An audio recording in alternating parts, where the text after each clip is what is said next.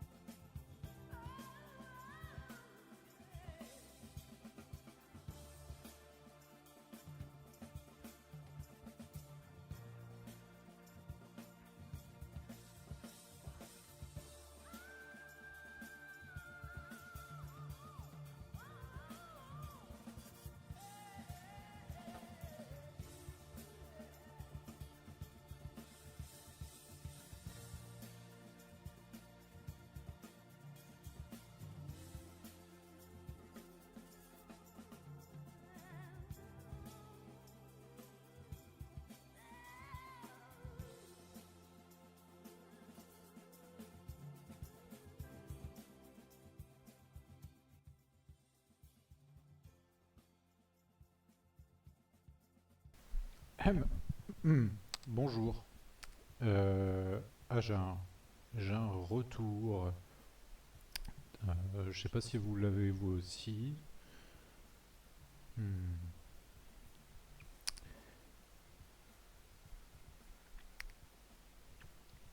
Si vous l'avez pas, c'est pas très grave, mais c'est vrai que c'est un peu ennuyeux pour moi, je veux dire.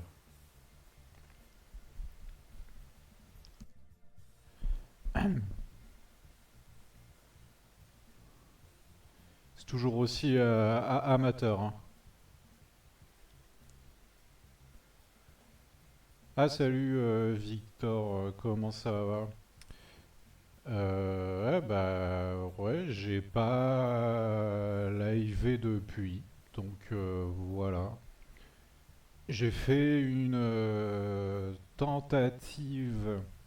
J'ai fait une tentative de The Last of Us il y a un mois, mais j'avais une connexion pourrie et donc j'ai lâché l'affaire. Voilà.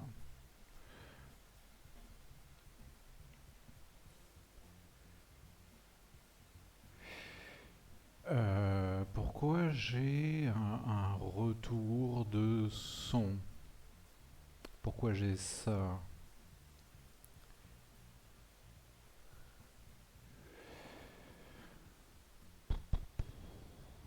Je dois avoir une fenêtre. Je dois avoir une fenêtre ouverte. Non. Ah, mais attendez. Attendez. Parce que j'ai un espèce de bruit blanc.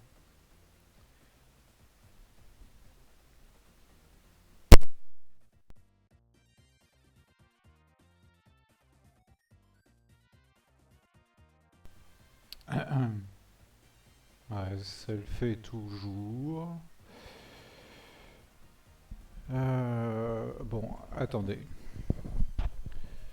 Ok, je vais faire comme ça, je vais faire sans le son pour le moment, mais c'est juste que je suis un peu emmerdé.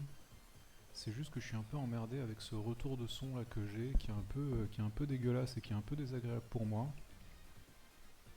Et je comprends pas d'où ça vient en fait.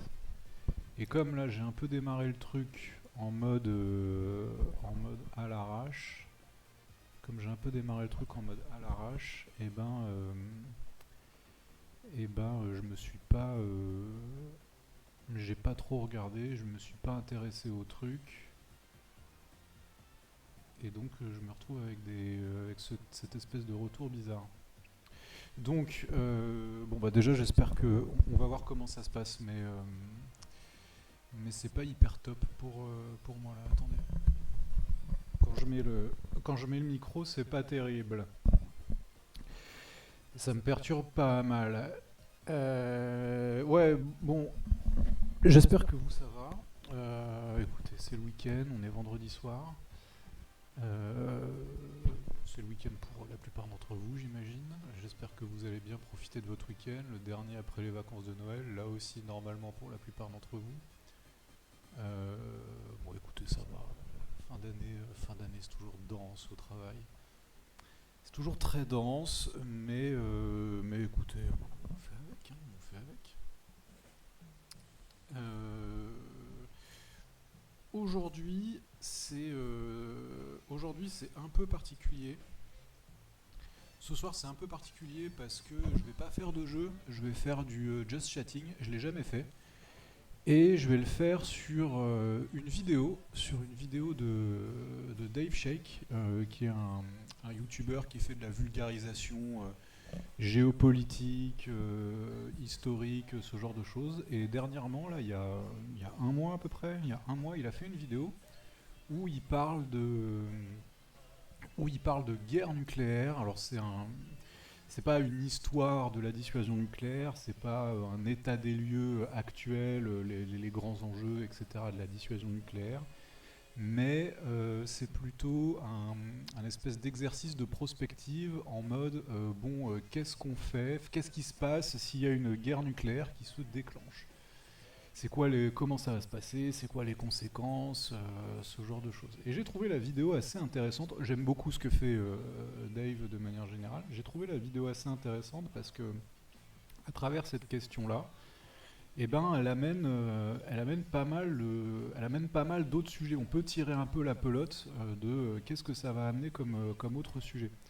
Et c'est ce que je vais essayer de faire là ce soir. Alors, on est parti sur un live d'une heure, 1 heure et demie max, pas plus.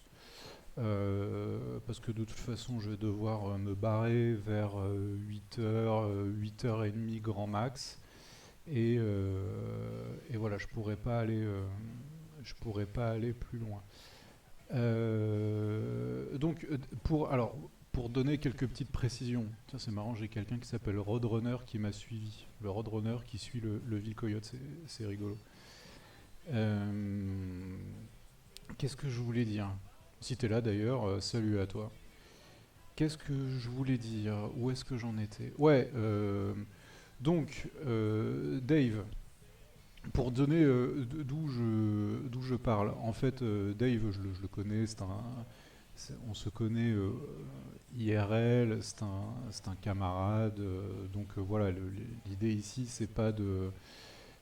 J'ai regardé, comme j'ai dit, j'ai regardé sa vidéo, j'ai bien aimé sa vidéo, et donc je vais réagir dessus, je vais essayer d'un peu développer ce qu'il raconte, parce que je trouve ça intéressant, et, euh, et voilà, quoi. Mais c'est pour bien poser l'histoire dès le départ, c'est-à-dire que voilà, je connais Dave. Alors, qu'est-ce qu'on... Attendez, je vais couper... je sais pas, non, je vais couper la musique parce que c'est pas terrible si je garde la musique en même temps que je fais le react. Alors, là, je fais la transition. Donc, vous avez sa vidéo. Et puis, bah, écoutez, on va y aller tout de suite. Allons-y.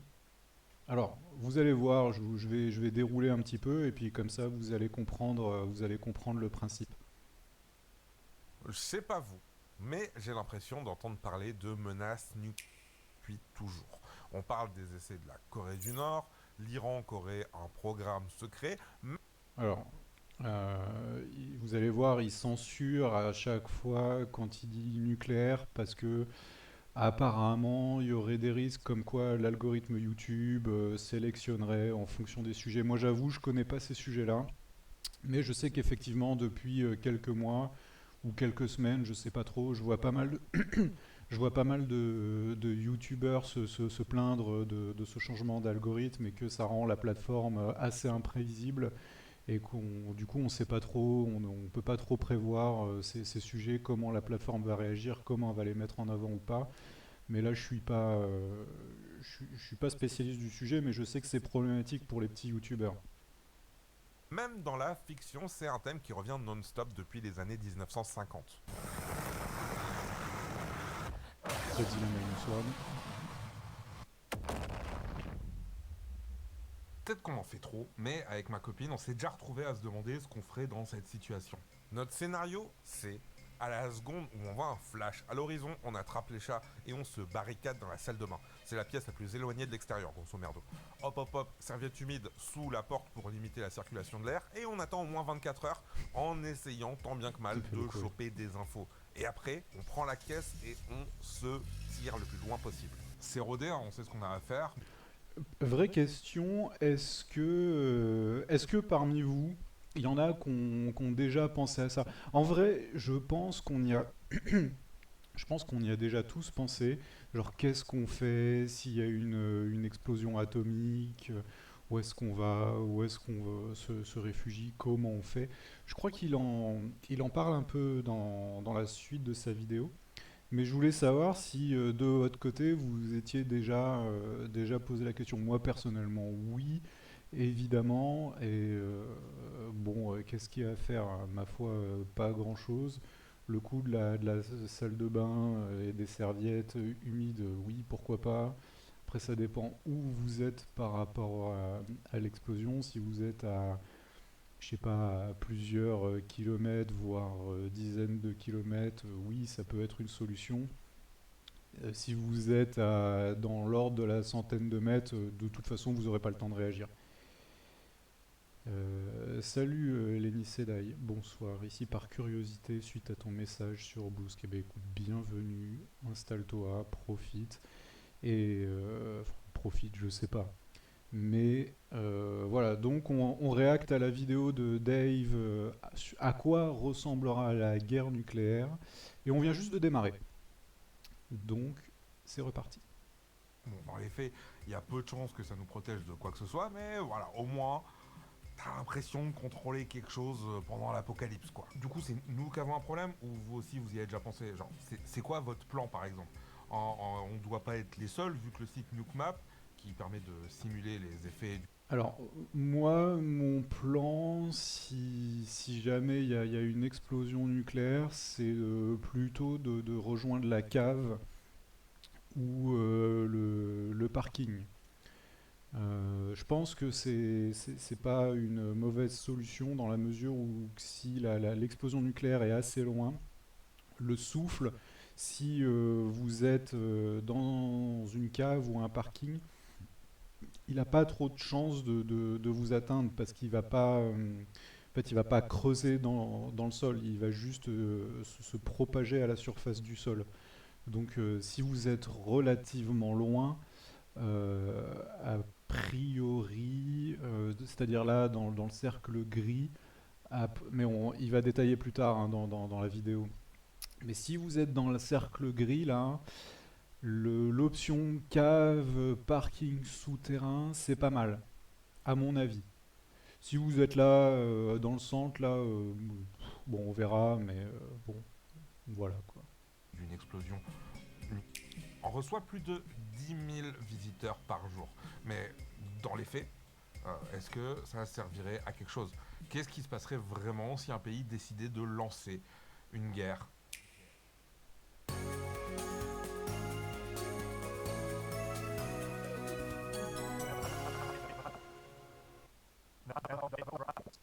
Ouais, il fait un petit peu de scénarisation. Alors, avant de commencer, il faut que je pose un truc. Alors, ça fait un moment que YouTube et son algo foutent le sbeul et tu te fais shadowban pour tout et n'importe quoi. Du coup, Ça, c'est ce on que je va disais au début. éviter l'autre mot en N et on va plutôt utiliser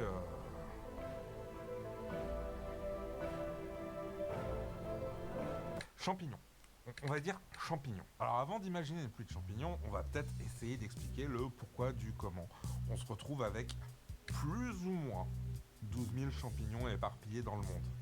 Je dis plus ou moins parce que dans les faits, on ne sait pas vraiment combien il y en a. Mais ça, on en parlera plus tard. Forcément. Bref, d'où il sort. Alors, le film Oppenheimer a cumulé presque 4 millions d'entrées en France, donc J'ai pas vu Oppenheimer. Je sais pas si certains ou certaines d'entre vous l'ont vu. Moi, je l'ai pas vu. J'aimerais bien le voir. Il paraît qu'il est pas mal, mais je l'ai pas vu encore. J'ai vu d'autres films qui traitent de ces questions-là. Bon, Godzilla, ok, c'est un peu lointain, mais c'est quand même dans le sujet. Mais sinon, voilà, le Docteur Folamour de Kubrick qui est pas mal. Je vous conseille personnellement un film qui s'appelle Fail Safe et qui est un peu sur la même thématique que Docteur Folamour, mais personnellement, je l'ai trouvé un peu mieux. C'est un réalisateur connu aussi, mais j'ai plus le nom en tête. Mais il y en a plein d'autres, hein, il y en a plein d'autres, des films à base de guerre nucléaire. je pense qu'une bonne partie a déjà entendu parler du projet Manhattan. Alors, il faut bien comprendre qu'il y a 80 ans, on était dans une situation que l'on ne souhaite évidemment plus jamais revivre, ce qui s'appelle la Seconde Guerre mondiale. L'Allemagne nazie a entrepris des recherches pour concevoir les premières armes nucléaires. Que face à cette possibilité, un certain groupe de scientifiques, dont Einstein par exemple, vont alerter les autorités britanniques et américaines de l'urgence d'acquérir en premier cette puissance extraordinaire. Ce monsieur, c'est Jean-Marie Collin. président de l'ICANN France. L'ICANN, c'est la campagne internationale pour l'abolition des champignons. ICANN est donc une campagne internationale qui associe le travail d'associations qui partagent donc les mêmes idées, les mêmes concepts d'action et qui sont sur la question des conséquences humanitaires catastrophiques des armes nucléaires. C'est une organisation clairement et ouvertement anti-champignons. Il faut aussi savoir qu'ils ont eu le prix Nobel de la paix en 2017, notamment pour leur traité sur l'interdiction des champignons. Mais gardez bien en tête que leur mission implique Prix des Nobel biais de la paix que qui je a partage beaucoup et fait dont on réagir va aussi. reparler en fin de vidéo. Bon, retournons à nos champignons. Je voudrais préciser un petit truc là. Pourquoi je fais cette vidéo sur pourquoi je me permets, entre guillemets, de parler de ces questions de dissuasion nucléaire. Alors, je suis pas un spécialiste de la dissuasion nucléaire ou des questions nucléaires. C'est quelque chose que je connais un peu, que j'ai un peu parcouru dans ma carrière, notamment quand je bossais en tant que chercheur. Mais quand je dis je connais un peu, c'est premier degré. Hein. C'est pas je dis que je connais un peu, mais en fait c'était mon domaine de spécialité, pas du tout. Mais c'est un sujet que j'ai un peu parcouru, sur lequel j'ai travaillé, on va dire, à la marge à un moment donné, mais vraiment de manière très lointaine. C'était pas du tout mon sujet de spécialité. Après, j'avais pas mal de collègues autour de moi qui bossaient sur cette question, donc forcément, quand on est dans ce milieu-là, on discute entre nous, on échange beaucoup. Donc voilà, mes connaissances, elles viennent, on va dire, elles viennent de lecture, elles viennent d'échanges avec des spécialistes du domaine. Elles viennent de ces choses-là. Et là, c'est intéressant parce que là, il disait le gars de l'ICANN, dont j'ai oublié le nom déjà.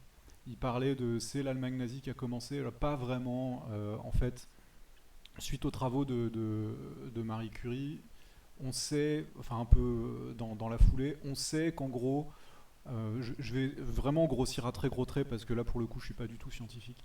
Mais on sait qu'en gros, on peut faire péter des gros trucs avec le nucléaire. La plupart des gens dans la communauté, ça se sait dans la communauté scientifique. Et donc, il y a un peu des travaux là-dessus avant la guerre, dans les années 20-30, sur comment on pourrait faire, etc. Mais effectivement, au milieu des années 30, et surtout à partir quand la guerre va démarrer, ces travaux-là vont s'accélérer. Les nazis vont commencer à réfléchir dessus, mais en réalité, ils auront toujours beaucoup de retard par rapport aux Américains, notamment. On ramène tous les plus gros cerveaux du monde occidental qu'on a sous la main et qui ne sont pas encore du côté allemand. Et ils vont bosser ensemble, sous haute surveillance, pendant 3 ans, sous la direction du professeur en physique fongique Robert Oppenheimer. Ces 3 années de taf vont aboutir sur l'essai Trinity, qui est tout simplement le nom de code du premier essai champignon.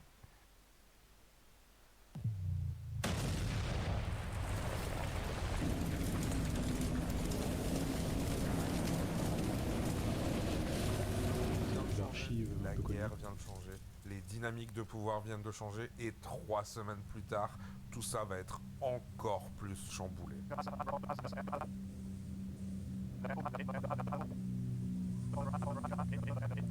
Alors, sur ce truc à partir du moment où l'arme nucléaire est créée et ça chamboule toute la logique stratégique, toute la logique de la guerre, non, pas vraiment. En réalité, quand l'arme atomique est conçue, elle n'est envisagée que comme une bombe plus puissante que les autres. La logique de dissuasion si tu m'attaques, je t'attaque avec une arme nucléaire et on s'auto-détruit mutuellement, qui est une des versions de la dissuasion nucléaire, il y en a d'autres, mais ça c'en est une, c'était celle du début en gros. Elle va se construire vraiment petit à petit après les explosions, après les attaques d'Hiroshima et de Nagasaki, mais les Américains, notamment, pendant assez longtemps, les militaires en tout cas, vont considérer l'arme nucléaire comme juste une bombe plus puissante que les autres, sans la logique spécifique de la dissuasion nucléaire telle qu'on la connaît aujourd'hui qui s'y appliquerait. On se souvient, je sais plus s'il en parle, mais pendant la guerre Corée, le général MacArthur, avait menacé de bombarder la Chine avec les armes nucléaires, mais parce que dans sa tête, voilà, c'est juste une arme plus puissante que les autres. Salut Dave, je reste 1 heure devant l'écran d'accueil, je pars 10 minutes et le live a commencé. Mais comme tu vois, on est au début. Et d'ailleurs, toi qui t'y connais en histoire de son, sache que là, moi, dans l'oreillette de mon casque, j'ai le retour de mon micro. J'aimerais bien l'enlever, je sais pas comment je peux faire. Si tu as une idée, je suis preneur, mais c'est un peu désagréable. Je reprends. Le monde rentre dans une nouvelle ère avec les peurs qui vont avec. Personne ne s'est servi de champignons Voilà, c'est ce que depuis je disais. 1945, mais C'est ça pas a arrivé tellement tout de suite. traumatisé le monde entier que c'est resté omniprésent dans l'immédiat. Monitoring. Attends. Mais c'est quoi ça? Monitoring sur OBS. Le truc, c'est que j'ai pas lancé OBS depuis un siècle, quoi. Là, j'ai quoi? Non. J'avais des trucs monitoring tout à l'heure. Monitoring. Ah, monitoring. Et là, je fais. Ah, mais là, c'est bon. Ah, bah c'était ça. Et vous de votre côté, il n'y a pas de. Vous de votre côté, il n'y a pas de problème de son là. Vous m'entendez? Nope. Donc, je suppose que tout va bien. Ok. Ah, putain, c'est mieux. Ah, c'est mieux. Putain, ça me rendait fou là d'entendre ma voix en décalé. Bref. Imaginaire collectif. On a tous, et j'insiste bien sur le tous, une idée d'à quoi ressemble le résultat d'un champignon, parce que ça a juste été représenté des centaines de fois à l'écran. D'ailleurs, j'ai eu l'idée de cette vidéo devant un épisode du Corridor Crew où les mecs classaient les explosions de fiction en fonction de leur réalisme. Every other film has tried to make it look like a nuke. Christopher Nolan's never coming on React. Les attaques contre Hiroshima et Nagasaki vont signaler au monde entier que les règles du jeu ont changé. Et ça va surtout signaler aux ennemis des États-Unis, présentement l'URSS, qu'ils ont intérêt à s'en procurer FISA s'ils veulent pas subir le même sort que le Japon. Et ça tombe bien parce que les Russes font leurs premiers essais fongiques 4 ans et 20 jours plus tard. Ils sont forts quand même, hein. Alors, à Skip, ils auraient récup des plans ricains dans une sombre histoire d'espionnage qui a été élucidée assez récemment. D'ailleurs, on pourrait discuter aussi de est-ce que la bombe atomique a mis fin à la Seconde Guerre mondiale ou pas. Il y a beaucoup de discussions d'historiens là-dessus. Oui, un peu, peut-être, mais c'est pas aussi direct que ça, puisque les bombes d'Hiroshima et de Nagasaki, c'est les 6 et 9 août 45, si je dis pas de bêtises, et la capitulation du Japon, c'est un mois plus tard. C'est le 1er septembre, parce qu'en fait, il s'est passé des trucs entre-temps. Notamment, enfin, l'entrée en guerre de 1er septembre, je crois. Ouais, ça doit être quelque chose comme ça.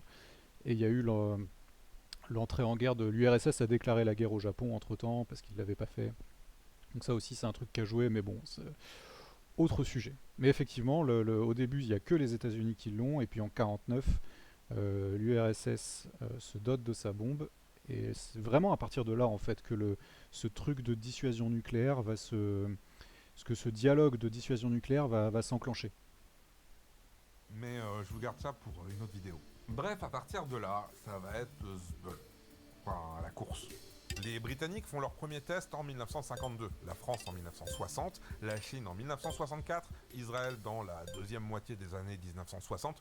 C'est flou parce qu'en fait, ils n'ont pas vraiment fait d'essai et ils n'ont toujours pas reconnu officiellement en avoir parce que, comme tout le monde le sait, on ne révèle pas son coin à champignons.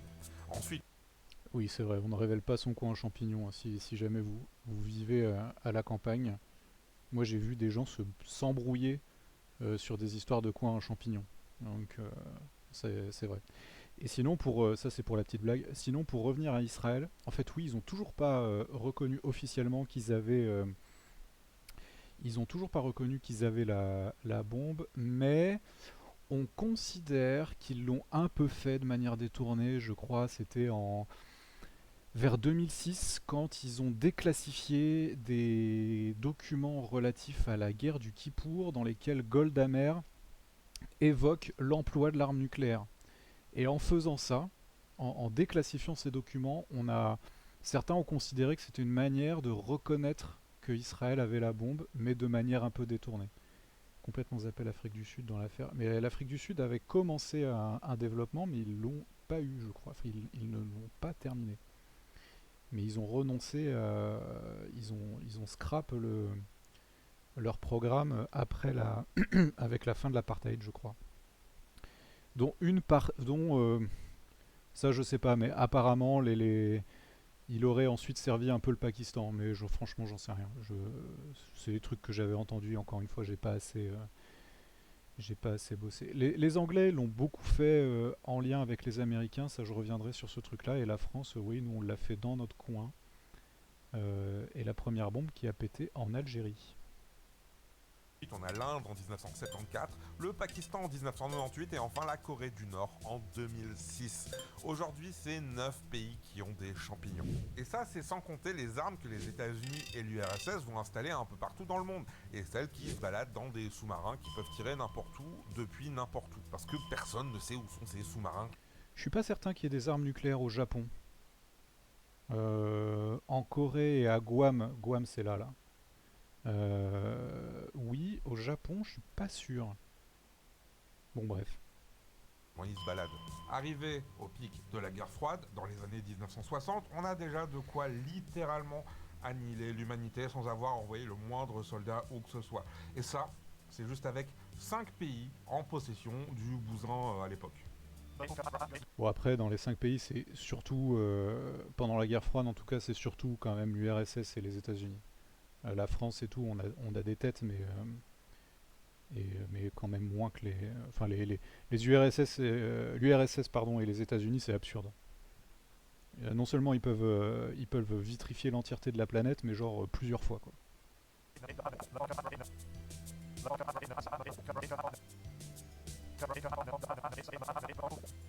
Après, on a déjà vu ce que ça fait, tout ce que ça implique, et arrivé à ce stade, tout le monde espère ne jamais avoir à s'en servir. C'est ce qu'on appelle l'équilibre de la terreur. Tout le monde sait les conséquences que ça aurait de tirer sur qui que ce soit avec des champignons. Du coup, tout le monde se tient tranquille. Et on sait tous à quel point les années 1960 et celles qui ont suivi ont été pacifiques.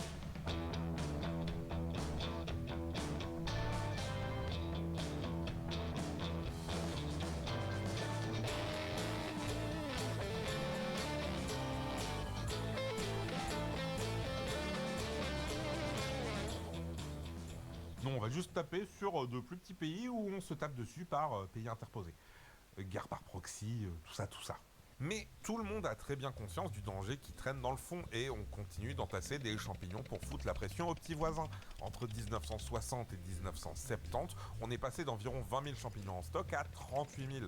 Mais au bout d'un moment, vouloir foutre la pression à tout le monde, ça peut aller trop loin. Pendant les années 1950, les États-Unis installent des champignons un peu partout dans le monde, notamment en Turquie. De là, ils pourraient toucher la Russie. Du coup, les Russes se disent que c'est de bonne guerre, vous l'avez, d'installer les leurs pas loin des États-Unis. Et c'est ce qu'ils vont faire en acheminant vers Cuba. Ce que les ricains vont pas apprécier parce que c'est juste ok quand c'est eux, d'accord? La situation était à la limite de tourner au vinaigre, mais si on est toujours là aujourd'hui, j'imagine que ça s'est résolu de manière civile. Bref, après ce turbo coup de pression internationale, on se dit que ce serait bien de pas en rajouter en fait. Et c'est comme ça que 6 ans plus tard, on signe le traité de non-prolifération des champignons. Grosso merdo, ce traité, il dit que tout État doté d'armes. En fait, alors il faudrait que je me replonge dans les bouquins que j'avais lus à l'époque, mais pourquoi les Américains ont installé des armes en Turquie et les Russes ont rien dit, et quand les Russes ont fait pareil à Cuba, ça a gueulé? Parce qu'en fait, les Américains, ils l'ont dit. Ils ont dit, on installe des... En fait, ce qui a déclenché la crise des missiles de Cuba, c'est que les Russes ont dissimulé l'installation de missiles à Cuba, et il me semble qu'ils avaient dit qu'ils en installeraient pas. Et donc quand les Américains ont vu qu'ils en installaient, c'est là que ça a un peu gueulé. Alors que dans les fameux missiles en Turquie, là, c'était officiel. C'était pas. Il me semble que c'est ça. Pourquoi les Américains ont gueulé il me semble que c'est un truc comme ça. Salut Prosper. Oui, on cueille des champignons ici. Il me semble que c'est ça l'histoire, mais il faudrait que je me... Enfin, non, je vais pas le faire parce que j'ai pas le temps, mais il me semble que c'était ça le deal. Qui est partie au traité s'engage à ne transférer à qui que ce soit des armes ou autres dispositifs explosifs. Super, l'humanité est sauvée. L'horloge de l'Apocalypse est un outil de communication. Pour faire prendre conscience, a été créé en 1947 par le Bulletin of the American Scientist, une organisation américaine, faire prendre conscience du danger des armes nucléaires. L'idée, c'est que l'apocalypse est à minuit, et donc explosion d'armes nucléaires, et cette horloge nous dit combien de temps nous avons avant d'arriver à cette apocalypse. Alors ce temps, malheureusement, depuis 1947, se compte en minutes. Aujourd'hui, il se compte en secondes. En réalité, on a dû attendre la fin des années 1980 et le délitement de l'URSS pour faire machine arrière. Alors, j'ai dit que dans les années 1960, on avait peu ou prou 40 000 champignons en stock. Sur la fin des années 1980, on était à plus de 60 000. Ah, et les pays qui n'ont pas signé le traité de non-prolifération, là, ils ont tous développé leur programme fongique. Bon, à part le Soudan. L'Inde était déjà sur le coup l'année d'avant et la Corée du Nord a fait ses premiers tests en 2006, comme on l'a déjà dit. 2006. Je sais pas vous, mais moi, j'étais au lycée en 2006. Et c'est sans compter l'Iran, dont on soupçonne que leur programme de champignons civils aurait aussi des visées militaires, comme le Pakistan dans les années 1970. Ouais, c'est plus qu'un soupçon. Hein. c'est plus qu'un soupçon. Mais bon, on peut pas vraiment le prouver. De toute façon, c'est pas pour demain. Hein. Toujours au moins une case de mon bingo 2025 qui va rester tranquille, normalement. Non, puisqu'apparemment les frappes israélo-américaines ont quand même mis un petit coup de ralentisseur. Mais bon, j'ai jamais compris le véritable fonctionnement utilisé de cette fameuse horloge. En vrai, ça n'a pas trop d'utilité. C'est juste un... Là, je donne mon opinion perso. Hein. C'est plus un truc de com qu'un truc vraiment scientifique. Oui, un outil de sensibilisation, voilà, c'est ça. Bref, il y a quand même beaucoup de flou pour un sujet aussi grave, non? C'est pour ça qu'au début, j'ai dit qu'il y avait environ 12 000 champignons dans le monde. Une des raisons pour lesquelles, alors là ce que je vous donne, c'est de l'interprétation personnelle, mais une des raisons pour laquelle on pourrait penser que les Israéliens et les Américains ont bombardé l'Iran, c'est que, bon, en fait, par où démarrer? Depuis pas mal de temps déjà, la communauté du renseignement américain, surtout les Américains, disent, et je dis pas qu'ils sont en train de manipuler ou quoi, je pense qu'ils le pensent vraiment, ils disent d'ici à la fin de la décennie, ou début de cette décennie-là, ou début de la décennie suivante, la Chine va entrer en guerre pour envahir Taïwan. Ça tombe bien, Dave, c'est le sujet de ta dernière vidéo. Si la Chine intervient pour envahir Taïwan, a priori, il y a quand même de grandes chances que les Américains soient engagés et qu'ils soient engagés lourdement dans cette guerre. Le truc, c'est que s'ils sont engagés lourdement dans cette guerre contre la Chine, ils n'auront pas vraiment le temps de s'occuper des affaires du Moyen-Orient. Et le calcul qui a été fait, je pense, c'est que si les Américains sont complètement accaparés par ce conflit à Taïwan dans le Pacifique, l'Iran pourrait en profiter pour, essayer d'avancer des pions au niveau du Moyen-Orient. Et donc l'idée, c'est pas forcément et donc dans ce cadre-là, si vous voulez, la perspective d'un Iran nucléaire complexifierait énormément la chose pour Israël, mais aussi pour les Américains, puisque le Moyen-Orient, dans le cadre d'un conflit avec la Chine, ça resterait quand même une de leurs bases arrière, principales. Donc un Iran nucléaire dans le cadre de ce conflit, ça serait une énorme épine dans le pied. Donc une des hypothèses qu'on peut formuler, je dis pas que c'est une vraie hypothèse, mais une des hypothèses qu'on peut formuler pour expliquer pourquoi les Israéliens et les Américains sont rentrés en guerre contre l'Iran à ce moment-là, c'était pour mettre... Bon, ils vont pas arrêter le développement du nucléaire iranien, mais de lui mettre un bon 5 ans de retard pour justement décaler cette échéance. Ce que je vous livre là, c'est une opinion que j'ai lue à droite à gauche, mais encore une fois, on fait de la prospective, donc c'est pas sûr. On imagine des choses, on imagine des scénarios, mais ça fait partie des scénarios qui tentent d'expliquer pourquoi il y a eu cette guerre de quelques jours. Aujourd'hui, la vérité, c'est qu'en fait, on sait pas. Rassurant, hein. Allez, au moins, on a réussi à diminuer les stocks de près de 50 000, c'est toujours ça de prix. Il y a un acteur dont on n'a pas encore parlé, je sais plus si t'en parles Dave dans ta vidéo, mais alors il y a les pays qui possèdent l'arme nucléaire, mais il y a l'OTAN aussi. L'OTAN a des bombes nucléaires, alors c'est des bombes américaines, mais l'OTAN a aussi des bombes nucléaires. Alors c'est pas des missiles ou quoi, c'est des bombes lisses quoi. Une bombe lisse, c'est une bombe normale quoi. Une bombe, tu la lâches, elle tombe quoi. Elle est pas guidée laser. Bon après tu me diras, mettre une bombe nucléaire au mètre près, ça, je pense, que ça n'a pas forcément d'intérêt. Mais l'OTAN a aussi des armements nucléaires. Et la France d'ailleurs n'est pas dans les plans nucléaires de l'OTAN. Quand elle a réintégré le commandement militaire de l'OTAN en 2009, si je dis pas de bêtises, elle est restée à l'écart de tout ce qui est plan nucléaire. J'en ai pas parlé parce que c'est des bombes ricaines et je me dis oui, non mais c'est juste la précision. Pour le coup, je pense pas que parler des bombes de l'OTAN aurait apporté beaucoup de choses à ta vidéo. Surtout qu'en plus il aurait fallu expliquer les mécanismes de l'OTAN et tout. Bon bref. Justement, elle en est où, notre horloge de l'apocalypse aujourd'hui? Ah.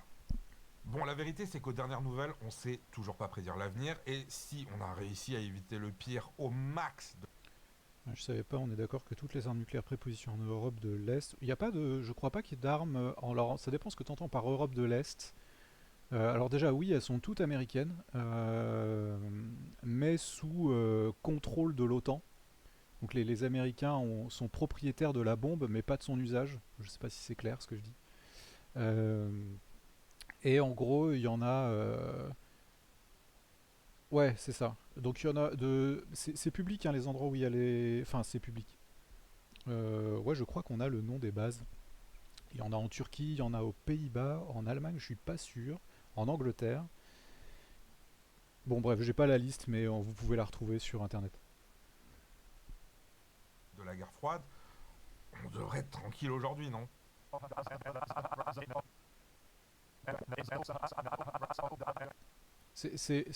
La voix du speaker, là, Dave, c'est en référence à. Comment ça s'appelle c'est quel truc qui parle. Dans quel jeu vidéo qui parle comme ça? Le jeu où tu fais ton village, là. Bref, je sais plus. Animal Crossing. C'est pas dans Animal Crossing qui parle comme ça? Bref.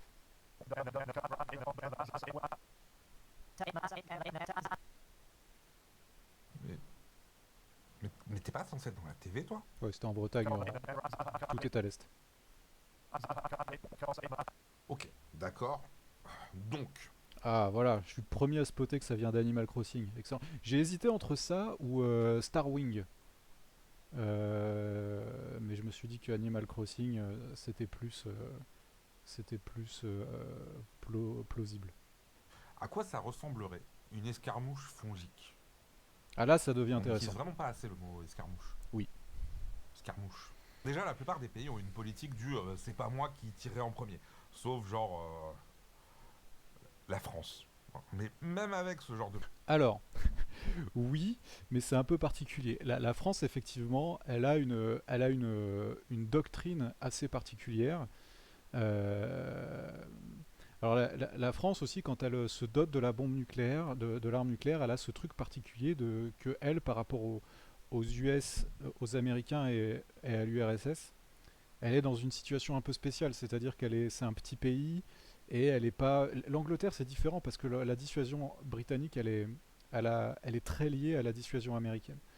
Mais peut-être j'en reparlerai après. Et la France, elle a développé un truc un peu particulier. Et dans ce truc, dans la doctrine française, il y a un truc qui s'appelle alors attendez, que je dise pas de bêtises, il me semble que ça s'appelle la frappe d'ultime avertissement.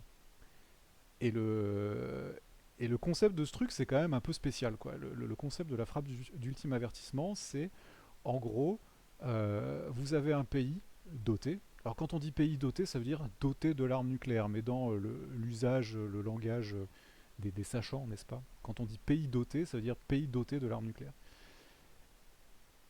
dans la doctrine française, il y a ce truc de la frappe d'ultime avertissement, et cette frappe, ça consiste à, si un pays doté nous cherche trop des noises, eh ben, on dit, on va vous balancer une bombe nucléaire, mais là où c'est pas dangereux. Genre, si c'est la Russie, on va vous en balancer une au milieu de la toundra, quoi. C'est très spécial comme doctrine, c'est très très spécial. On est les seuls à avoir ça, de mémoire. Et ouais, c'est vraiment étrange. Vraiment, je suis pas sûr que ça fonctionne et que le pays en question prenne ça pour autre chose qu'une agression directe. Surtout, enfin, je sais pas, ça me semble être prendre beaucoup de risques pour déjà mettre en place la frappe pour, au final, détruire des sapins. C'est vraiment très bizarre. C'est trop marrant parce que le TikTok international a découvert ça il y a 2 ans. Toute une période où la France était représentée comme un genre de sociopathe. Ouais, mais je me rappelle, j'ai vu des mèmes.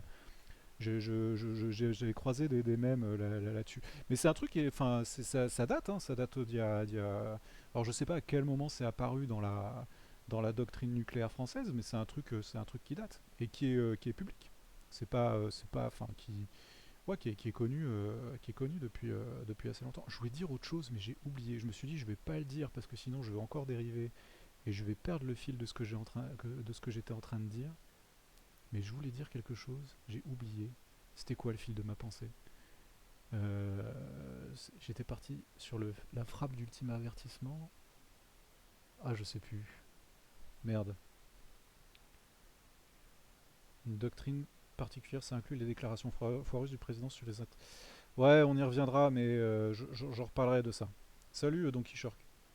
Il me semble que ça date de Giscard. Ouais, peut-être. C'est possible. C'est pas forcément efficace de vérifier. Non, mais c'est pas quelque chose que j'ai dit, c'est quelque chose que j'ai pensé au moment où je l'ai dit, mais je l'ai pas dit parce que je voulais pas trop dériver. Et du coup, j'ai oublié. Bon, bref. Peut-être que ça me reviendra. Politique, le risque est jamais de zéro. Par exemple, je pourrais vous raconter l'histoire de Stanislav Petrov. Stanislav, il est lieutenant-colonel de la défense aérienne soviétique. Son métier, en gros, c'est s'assurer qu'aucun truc dangereux ne rentre dans l'espace aérien Ouais, elle est connue cette de anecdote. l'Union soviétique, comme par exemple des missiles balistiques intercontinentaux. Sauf que le 26 septembre 1983, on lui signale un missile, sûrement américain, se dirigeant vers la Russie.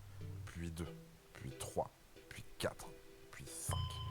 5 missiles potentiellement fongiques qui se dirigent vers son pays. Alors, Ouais, le Pluton, c'est le missile de l'armée de terre, c'est encore autre chose. Ça. À partir de là, le gouvernement n'aurait que quelques minutes pour prendre une décision, répondre ou pas. Parce que intercepter des missiles balistiques intercontinentaux, même en 2025, ça reste galère. Alors, en 1983.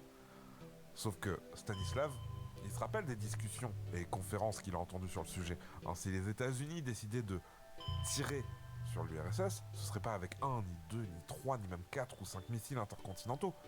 Non, ils enverraient tout ce qu'ils ont. Parce qu'on revient pas de ce genre de décision. Et quand tu l'as prise, t'as vraiment intérêt à ce que ton adversaire ne soit plus jamais en état de faire quoi que ce soit. Parce que sinon, ça sera ton tour. Du coup, Stanislav, il trouve ça suspect. Il y a un truc qui va pas. Et il décide de ne pas remonter l'info. Les secondes sont très, très, très longues dans la base militaire. Personne ne sait encore s'ils vont tous mourir ou pas. Et c'était un bug d'affichage sur les radars. Alors il y a tout un protocole et sûrement des services de double vérification, mais imaginez un instant que sous la pression, le gouvernement soviétique décide de répondre en change. Non, parce que on sait à quel point l'URSS des années 1980 gérait bien les crises. Raise the power. Accident dans une centrale nucléaire près de Kiev en Union soviétique. Bon, là c'était un bug de radar. Ouais, en fait, quand tu parles du Pluton, à une époque, je crois qu'on l'a fait plus maintenant, mais à une époque, on faisait la distinction entre les armes nucléaires stratégiques et les armes nucléaires tactiques. Je mets des guillemets à tactique.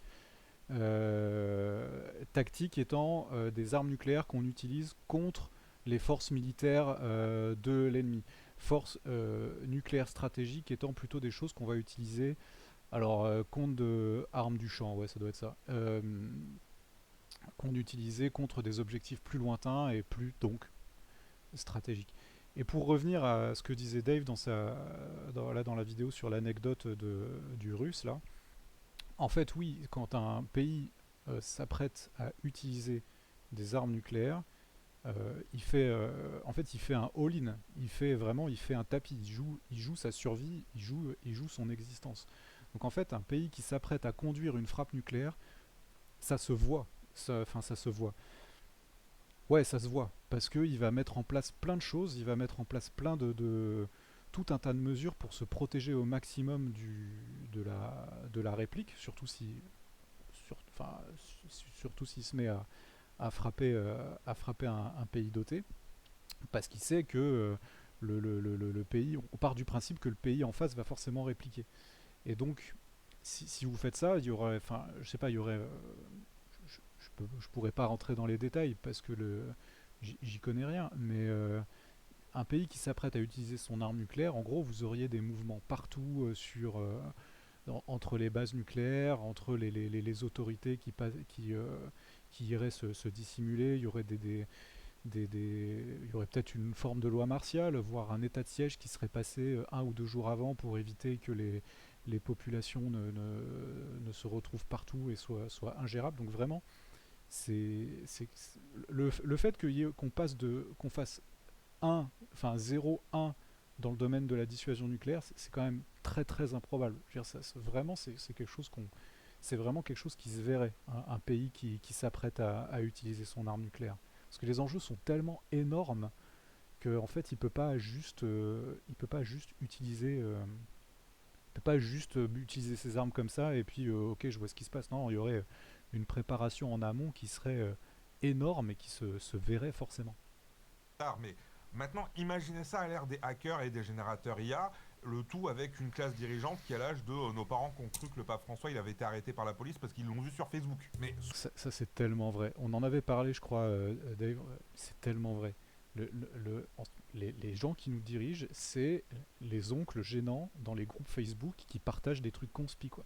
C'est vraiment ces gens-là ils ont le même rapport aux réseaux sociaux, aux nouvelles technologies que ce fameux oncle gênant qui va te partager les trucs les plus dingues, les plus grosses dingueries qu'il a chopé au pif sur les réseaux sociaux, quoi. Ça c'est fou. soit. Alors, imaginons que demain, la France est attaquée par un autre pays qui a des champignons. Disons la Corée du Nord. Ça, normalement, ça énervera personne. Alors, faut savoir que, d'après une déclaration du président Emmanuel Macron en 2020, le rôle de la dissuasion fongique française est de... J'ai la responsabilité de protéger la France et les Français on contre va y arriver toute là au discours de menace Macron. d'origine étatique, contre nos intérêts vitaux, d'où qu'elles viennent et quelle qu'en soit la forme. Cette responsabilité ultime, elle s'exerce par la dissuasion nucléaire. Intérêts vitaux, quelle que soit la forme, on est d'accord, c'est turbo, méga, flou. Oui, c'est le but. J'avais aucun espoir, mais ah oui, putain, la musique qu'il y a de Blanquer, c'était une telle dinguerie. Oh là, c'était tellement gênant. On en parle après, mais c'est quoi là, en dehors de la décision du président seul? Il n'y en a pas, c'est le principe. Donc oui, les principes de intérêts vitaux, c'est flou. Oui, c'est voulu. C'est voulu que ce soit flou, parce que si tu dis à un ennemi, si tu dis à un adversaire, mes intérêts vitaux c'est ça, ça, ça, bon bah en gros il sait où te frapper potentiellement, mais il sait surtout où ne pas te frapper pour pas que toi tu lui balances pour pas que toi tu décides enfin en gros pour rester sous le seuil de l'affrontement de la guerre nucléaire. Donc oui, ces histoires d'intérêts vitaux, de quelle qu'en soit la forme, oui c'est très flou, mais c'est vraiment voulu, quoi. C'est pour garder un potentiel adversaire dans une situation d'incertitude, pour qu'il sache pas vraiment enfin pour qu'il sache pas vraiment à quoi s'en tenir. Ça c'est fait exprès. Bon après il y a des évidences, hein. Un mec qui décide d'attaquer 4 centrales nucléaires en même temps, bon voilà, forcément. Et par contre s'il décide d'attaquer, je sais pas, un truc au fin fond du Jura, bon bah ouais, il y a de fortes chances que ce soit pas un intérêt vital. Et les présidents français font tous c'est une coutume, ils font tous un discours sur la dissuasion nucléaire à peu près au milieu de leur mandat. Macron en avait déjà fait un lors de son premier mandat. Hollande en avait fait un, Sarko en avait fait un, Chirac en avait fait deux, je crois. Chirac, hein, le président qui a relancé les essais nucléaires, hein, vous vous en souvenez, peut-être. Et d'ailleurs, le discours, je crois, Chirac, il avait fait un discours, je crois, en 2005 ou 2006, qui avait été un peu controversé parce qu'il avait... Et le président français, c'est lui qui est le garant de la doctrine. C'est lui qui donne les grands axes, c'est lui qui donne les grandes directions de la doctrine. C'est très personnalisé, c'est très incarné dans une seule personne, avec tout ce que ça peut engendrer comme problème. Mais c'est comme ça que la dissuasion nucléaire française fonctionne. Le discours de Chirac avait été un peu controversé parce qu'il avait intégré les groupes terroristes dans la dialectique nucléaire. Ce qui a été enlevé après. Mais il avait intégré les groupes terroristes dans la dialectique nucléaire, alors qu'avant c'était vraiment un truc d'État à État. On s'est fait plein de potes à l'époque, un vrai bonheur. Bah oui, oui, tu m'étonnes. En même temps, redémarrer des essais nucléaires atmosphériques, forcément, c'est un peu c'est les problèmes, quoi. Et après, les garde-fous, oui, je pense que si là, demain, Macron décidait d'envoyer une tête nucléaire sur, je sais pas, Moscou, là, comme ça, en un clin d'œil, je pense qu'il y aurait des gens qui l'en empêcheraient, quoi. Mais dans le principe, c'est le président, c'est lui qui est le destinataire, enfin, c'est lui qui décide c'est lui qui incarne la dissuasion nucléaire, la dissuasion nucléaire française.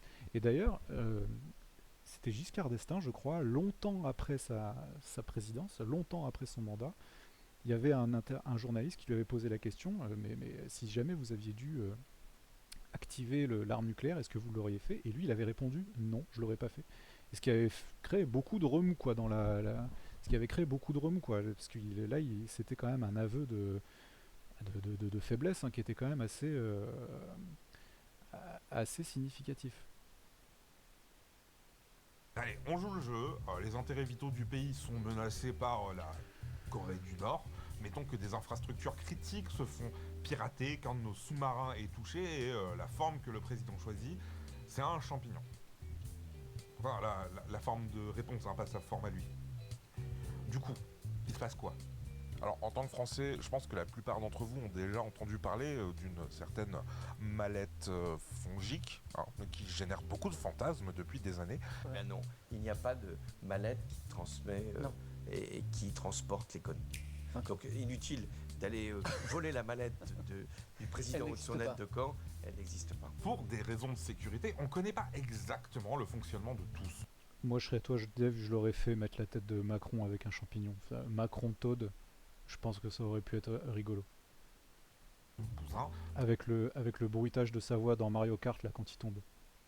histoire qu'un acteur malveillant aille pas tout saboter avant de nous attaquer. Mais ce qu'on sait, c'est que pour donner l'ordre d'aller au coin à champignon, le président doit donner un code en plus de pouvoir s'identifier probablement en vidéo.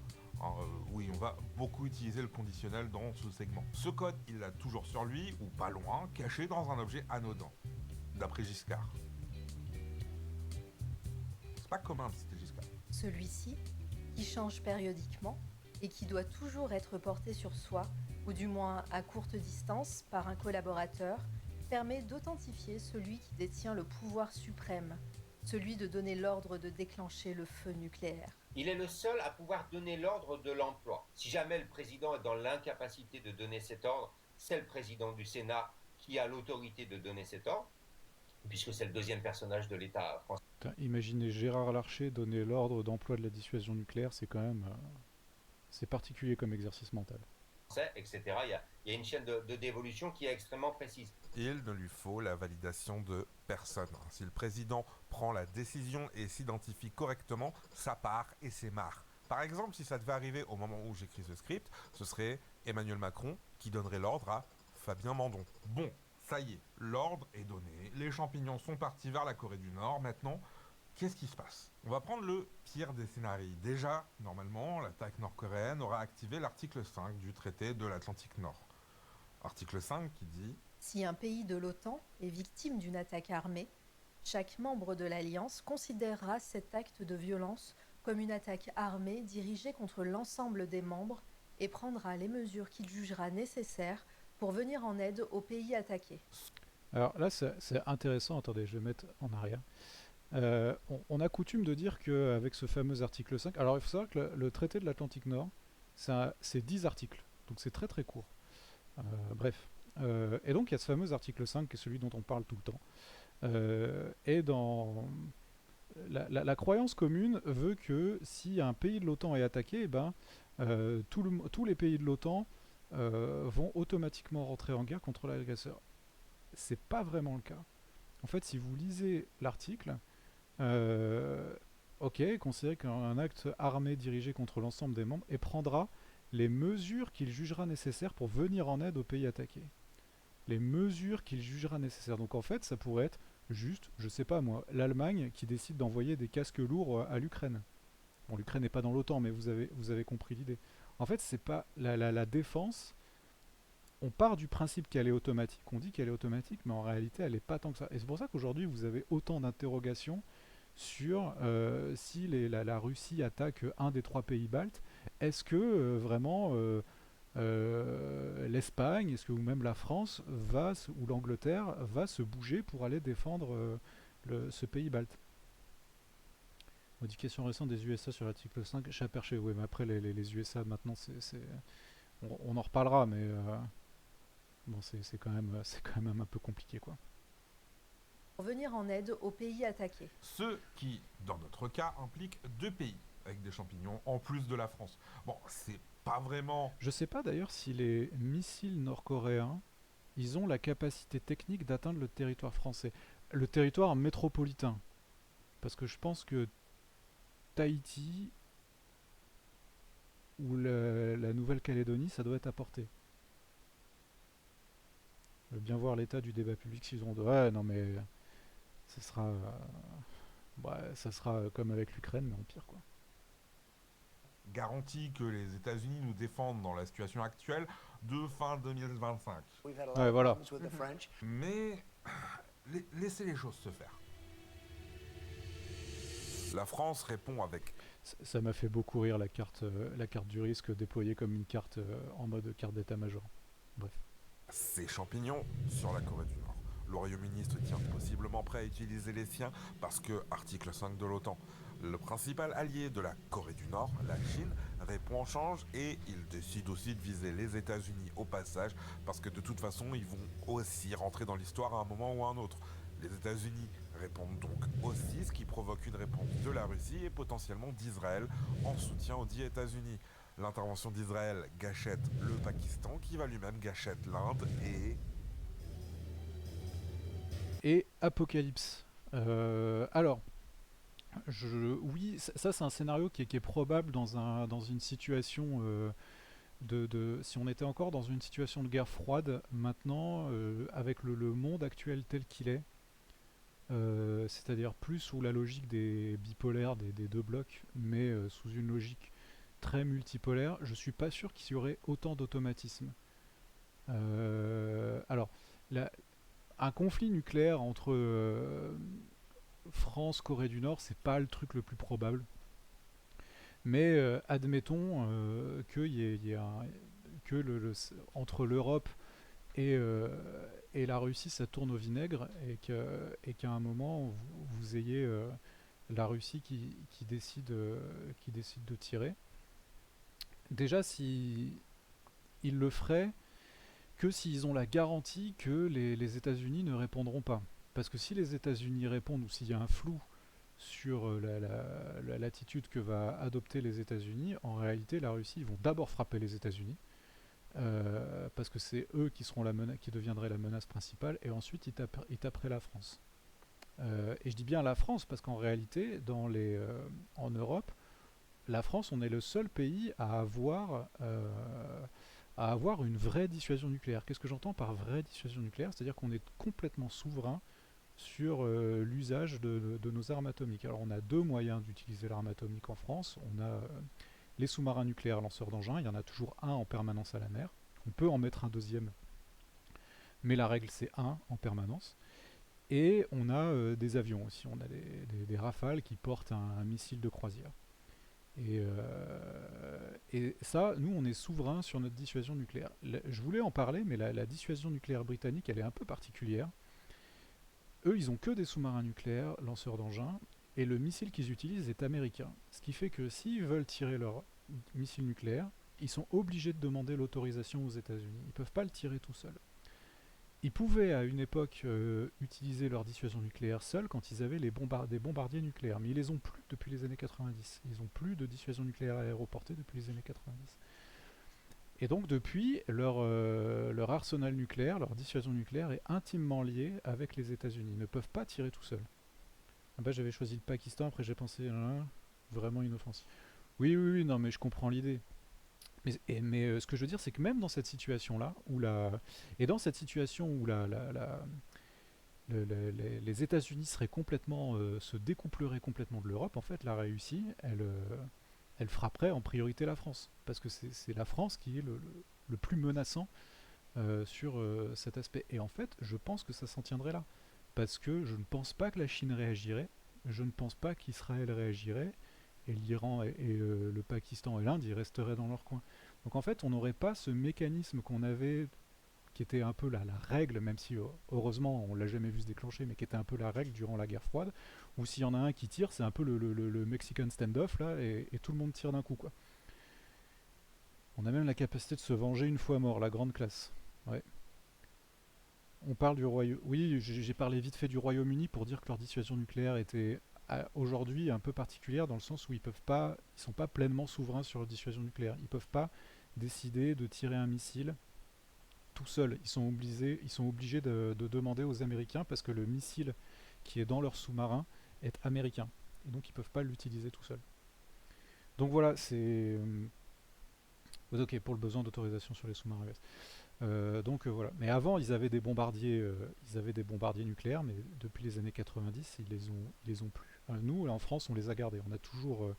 Nous, en fait, en réalité, on a 3 volets. Enfin, on en a 2 et demi. On a les sous-marins nucléaires lanceurs d'engins, les avions de l'armée de l'air, mais il y a aussi le porte-avions. Les rafales du porte-avions peuvent emporter un missile nucléaire. Et on n'a plus les missiles dans les silos. On les a démantelés à la fin des années 90.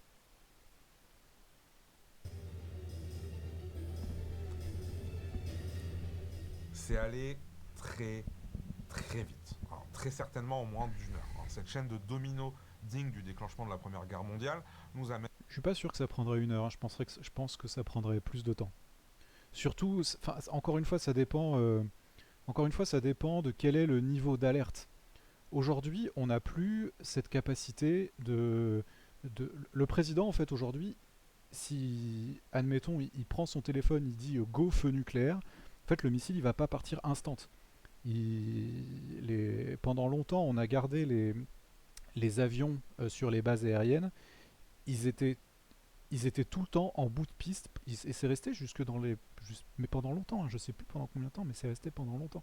Les avions, ils étaient en bout de piste et ils étaient prêts à décoller. C'est plus le cas aujourd'hui.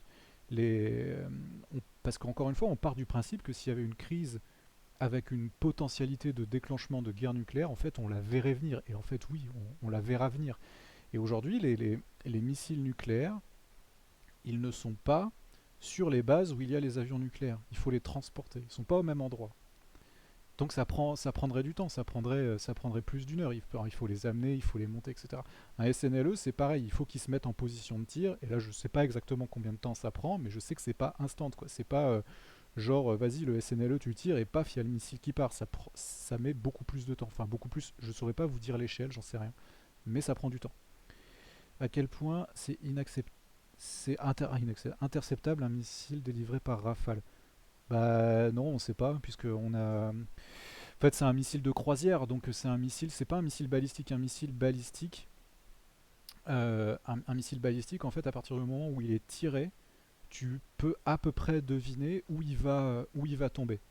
Et c'est pour ça qu'on arrive à les intercepter, les missiles balistiques, c'est parce qu'on anticipe sa trajectoire. Un missile de croisière, il peut avoir une trajectoire évasive, c'est-à-dire tu vas le tirer, et puis il va d'abord partir dans un coin, et puis après, à un moment, il va tourner à gauche, ou il va tourner à droite, ou il va continuer tout droit. Donc il est beaucoup plus difficile à intercepter, puis il va vite en plus, le missile, de croisière. Ça paraît vachement moins fiable comme vecteur. Bah ça dépend. En fait, le truc, c'est que c'est de la redondance. C'est-à-dire qu'imagine à un moment donné, on s'aperçoit qu'il y a un problème avec les SNLE. Et pour une raison X ou Y, hein, ça peut être n'importe quoi, mais en fait, on se rend compte qu'ils sont pas capables de tirer leurs missiles nucléaires. Et bah, tu as une rupture dans la dissuasion nucléaire. Donc c'est pour ça qu'on a gardé ce doublon entre les SNLE et ce qu'on appelle la composante nucléaire aéroportée. C'est pour ça qu'on a gardé ce doublon. Même si effectivement cette dernière, elle est... Alors, le missile nucléaire aéroporté, il est plus long, plus complexe à mettre en œuvre, mais il est plus précis. Il est moins puissant que les têtes dans les sous-marins, parce que les têtes dans les sous-marins, vous savez, c'est c'est les NIRV, là, vous savez, ça part, et puis ensuite, il y a plein de têtes qui se barrent dans tous les sens, là. Et c'est pas hyper précis. Le missile nucléaire aéroporté, il est beaucoup plus précis. Et mais c'est pour garder cette redondance. Moi, quand mon père me coursait quand j'avais fait une connerie, putain, du coup, j'ai pas le contexte j'ai plus le contexte dans pourquoi tu fais cette remarque, je sais plus pas par rapport à quoi c'est. Mais en gros, c'est pour ça qu'en France, on a voulu garder ces deux composantes. C'est pour l'aspect le missile le missile qui zigzague, ouais, voilà. C'est pour ça qu'en France, on a gardé ces deux aspects. C'est pour avoir une redondance et pour s'aménager plus d'options. Le Rafale te lâche pas ça comme en... Ouais, non, c'est ça, vraiment, ça prend du temps. Et puis après, c'est un missile de croisière, il a une certaine portée. Alors, évidemment, sa portée officielle, elle est classifiée, mais c'est plusieurs centaines de kilomètres. Donc il peut tirer d'assez loin. Bon, après, il faut que ton avion revienne. Pour l'anecdote, j'avais lu dans un bouquin, quand on avait encore les Mirage 4, donc, qui était l'ancien avion, le premier avion qui a fait la dissuasion nucléaire française, les plans, c'était absurde. C'était genre... il devait passer le raid nucléaire, en fait, il devait passer au nord de la Norvège, atteindre les bases russes qui sont derrière, là, qui sont dans cette région, là, derrière Saint-Pétersbourg, là, je sais plus comment ça s'appelle ce coin.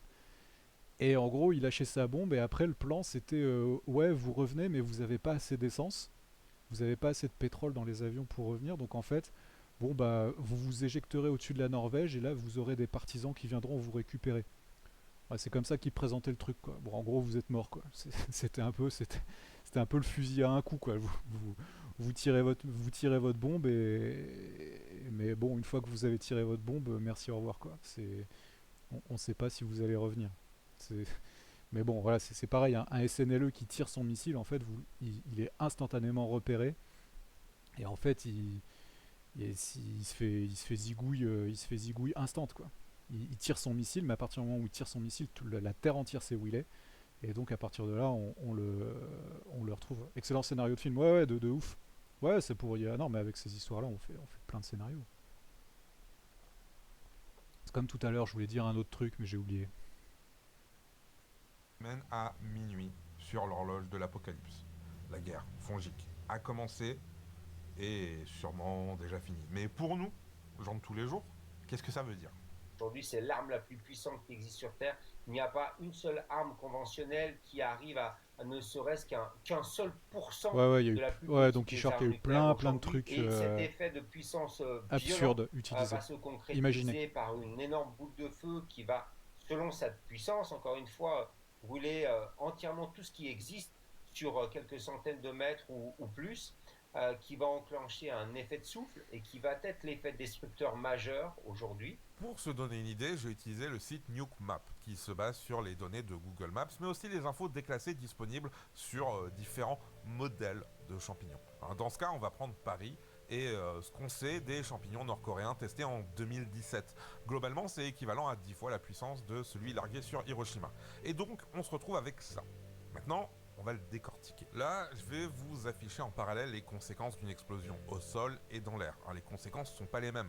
Par exemple, une explosion au sol va envoyer des tonnes de poussière radioactive dans l'air. Et en fonction du vent, ça va... Non mais ouais, donc Keyshork, ça me dit quelque chose cette histoire, mais vraiment c'est des trucs complètement stupides, quoi. Météoreur Nocturne n'avait pas besoin de savoir qu'il y a un simulateur de souffle nucléaire en libre accès. Eh ouais, mais ouais.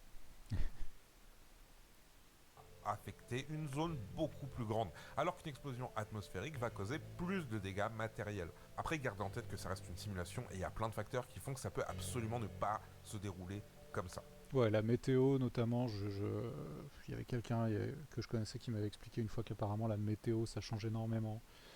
Alors avec le vent, mais aussi là s'il pleut, genre s'il pleut ça va fixer un peu ça va fixer la radioactivité. Le relief influe beaucoup parce que ça va canaliser le souffle. Donc ouais, il y a beaucoup de choses il y a beaucoup de paramètres qui peuvent influer. Le cercle le plus au milieu, là, c'est la fameuse boule de feu dont a parlé Jean-Marie Collin. Elle a un rayon de 500 mètres. Si vous êtes dans cette zone, il n'y a pas de négociation possible. Tout est rasé. Le cercle d'après, c'est la zone de radiation. Alors bien sûr, c'est pas un cercle fermé qui s'arrête aux frontières, n'est-ce pas? Ça s'étend, mais on va dire que là, c'est la zone où c'est le plus concentré. Alors, c'est plus ou moins fort en fonction de si ça a explosé dans l'air ou au sol, mais quoi qu'il, si vous êtes dans ce cercle, vous prenez l'équivalent du pire qui a pu être encaissé par les personnes présentes à Tchernobyl en 1986. Et je pense pas avoir besoin de faire de dessin sur les conséquences sur votre corps de ce genre de niveau de radiation.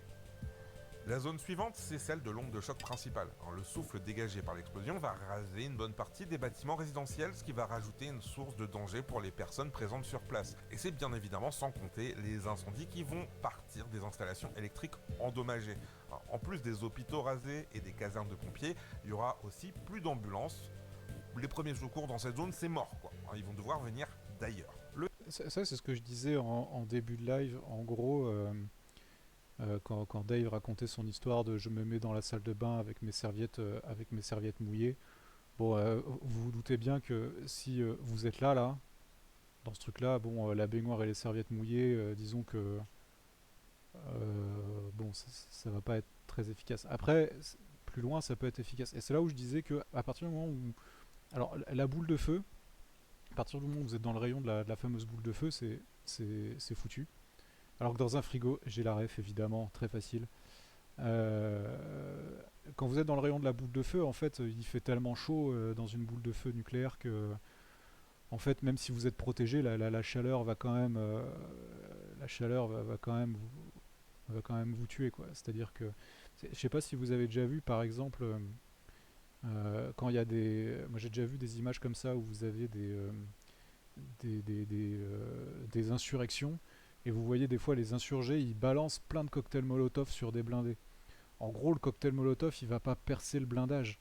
Mais le truc, c'est que la carlingue du machin va devenir tellement chaude qu'à l'intérieur, les mecs, ils vont cuire et ils vont être obligés de sortir. Bon, bah là, c'est le même principe, en fait. Là, même si vous êtes protégé, entre guillemets, dans un truc bien blindé, en fait, il va faire tellement chaud que ça va pas le faire, quoi. Par contre, si vous êtes dans la zone du souffle, comme je vous disais, l'option cave ou parking souterrain, c'est une bonne option. Parce que le souffle, lui, il va rester à la surface, il va pas creuser, il va pas creuser le sol. Donc peut-être que vous avez une micro chance de vous en sortir. Bon, après, évidemment, s'il y a des feux qui se déclarent et tout, là ça va être un peu plus compliqué, quoi. Mais ça fait partie. Bon, et puis après, il y a encore le problème des radiations, quoi. Le cercle d'après, c'est la zone... Mais j'avoue, je sais pas du tout combien... Enfin, je sais pas du tout ce que ça fait des radiations d'une bombe atomique. Genre, est-ce que ça se disperse tout de suite? Est-ce que ça reste vachement longtemps? À Tchernobyl, c'est resté vachement longtemps parce que c'était une fuite, en fait. Le truc a fui pendant longtemps et c'est ça qui fait... C'est comme un dégât des eaux, quoi. Je veux dire, chez vous, c'est-à-dire ça, c'est un truc qui reste, qui s'infiltre et tout, qui reste. Alors que l'explosion, c'est un truc instant. C'est comme quand...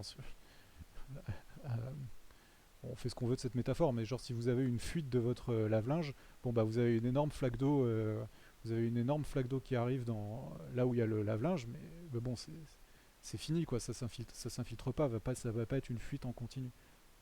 Mais je sais pas du tout comment ça se passe. Donc dans la cave, dans une baignoire avec des serviettes mouillées, bah écoute, après je pense qu'à ce stade-là, on fait tous ce qu'on peut, hein. Mais la cave ou le parking, c'est pas mal. Si vous avez un grand parking souterrain à proximité de chez vous, ça peut être une bonne option. Ça dépend sur quoi ça se fixe surtout.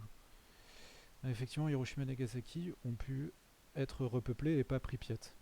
Ouais, mais tu vois, je sais pas à quoi ça tient. Pour moi, c'était du fait que parce que la fuite de la centrale, en fait, elle avait duré longtemps, et donc elle a lâché beaucoup de radioactivité, là où les deux bombes de Hiroshima et Nagasaki, c'était instant. Et aussi parce qu'elles étaient pas, au final, elles n'étaient pas si puissantes que ça. Zone de radiation thermale. On parle d'un cercle qui inclut tout Paris intramuros et les villes directement après le périph'. Ça va causer des brûlures au 3e degré, donc assez profondes pour brûler les nerfs sur l'entièreté du corps. Gardez en tête que les gens dans les zones précédentes ont subi ça aussi, en plus du souffle et des radiations. Et enfin, la dernière zone, c'est tout simplement la fin du souffle. C'est plus ou moins ce qu'ont vécu les Toulousains le 21 septembre 2001, quand l'usine AZF a explosé.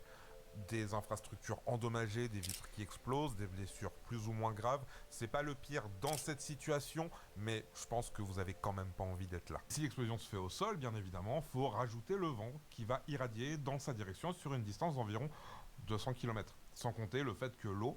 Pour info, les bombes d'Hiroshima et de Nagasaki, elles avaient explosé, ils les ont fait péter à entre 300 et 500 mètres du sol. Ils l'ont pas fait péter au sol. Parce que forcément, les dégâts d'une bombe, a fortiori nucléaire, mais une bombe de manière générale, ça fait pas du tout les mêmes effets si vous la faites péter à même le sol ou en atmosphère.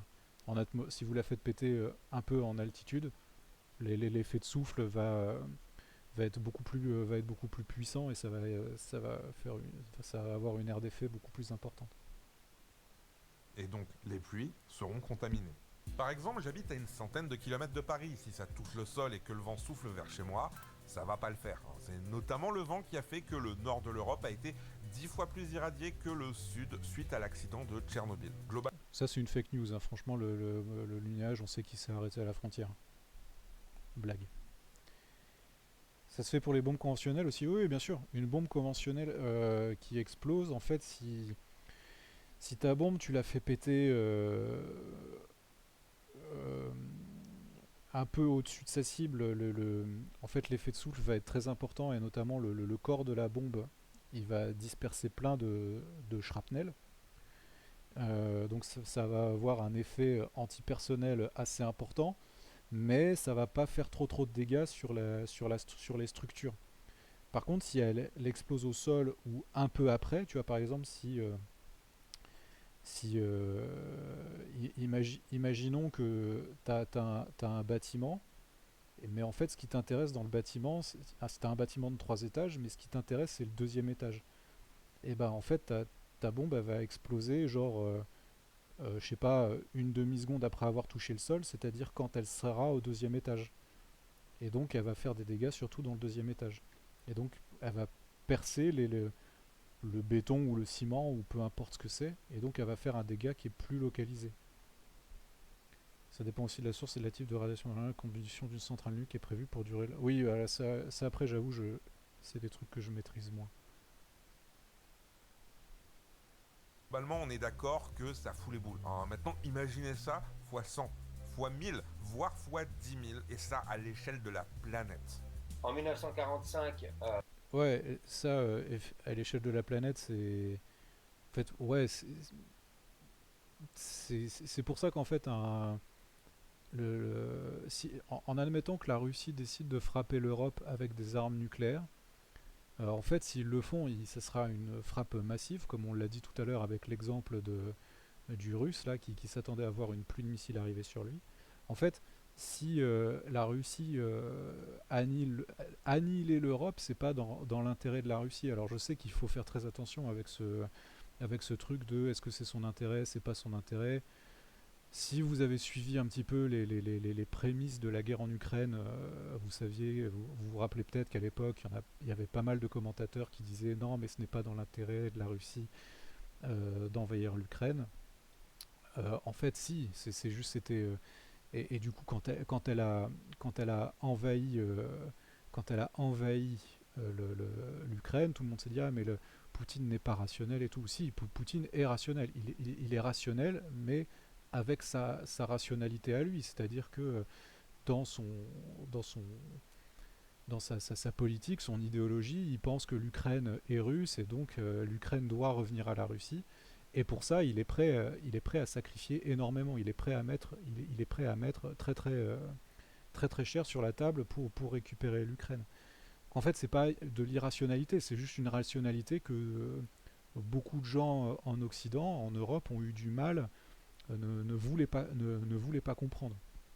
En fait, ils ont analysé Poutine à travers l'appareil décisionnel russe, à travers leur propre prisme, et pas en prenant en compte tout le système de croyances qui irrigue le système décisionnel russe.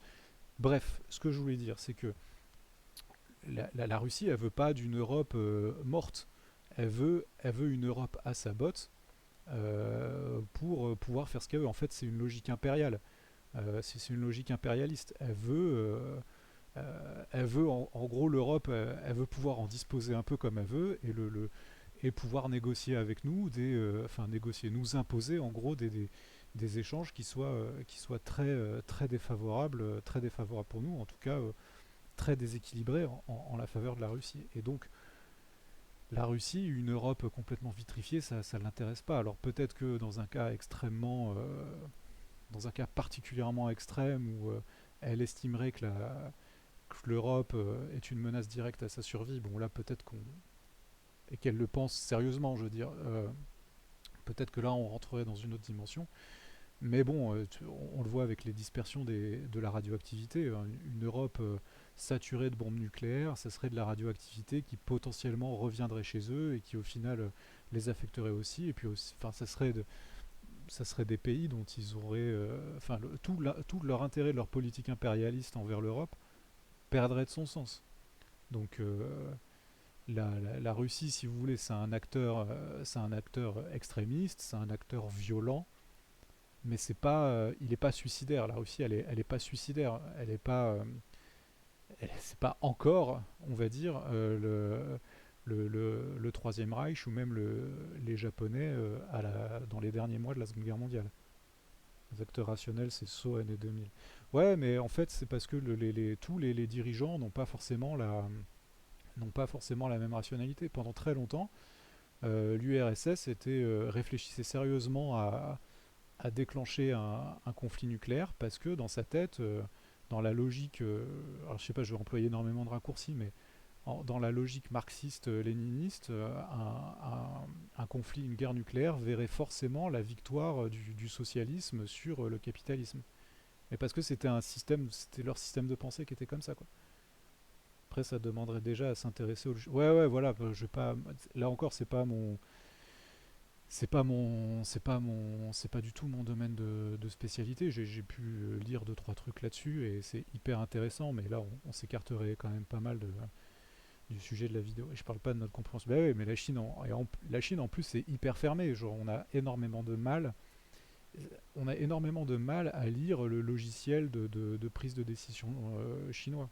Là où on y arrive un peu mieux avec la Russie, parce que la Russie, elle, sur tout ce qui est affaires militaires stratégiques, ils parlent beaucoup. Ils parlent beaucoup, les Russes, ils publient beaucoup. Ils ont une tradition de débat stratégique, de débat sur la guerre qui est assez forte. Et donc il y a beaucoup de revues militaires en Russie qui sont tout à fait sérieuses et dans lesquelles vous avez... Et c'est pas du tout des trucs déguisés ou quoi, c'est leur manière de penser. Mais encore une fois, là, je m'étalerai pas dessus parce que c'est pas quelque chose que je maîtrise. Une seule bombe a pu détruire une ville complète. Aujourd'hui, on sait qu'il suffira à peu près de la même chose avec des armes plus puissantes, 5, 10 fois, voire 20 fois plus puissantes, sachant qu'il faut rajouter qu'aujourd'hui, la plupart des grandes agglomérations... Faut partir aussi du principe que les villes japonaises ont été rayées de la carte parce que une grande partie des maisons étaient faites en bois à cause des séismes. C'est pas parce que les Japonais savaient pas faire du truc en dur, c'était fait en bois parce que le bois à l'époque c'était un matériau plus performant pour résister au séisme. Enfin, pour encaisser en tout cas les secousses sismiques. Aujourd'hui, avec les bâtiments haussmanniens à Paris, par exemple, je ne sais pas du tout dans quelle mesure l'épaisseur des bâtiments contribuerait à ralentir le souffle, si vous voulez. J'en sais rien du tout, mais peut-être que... Ce qui est sûr, c'est que ça se passerait pas de la même façon, quoi.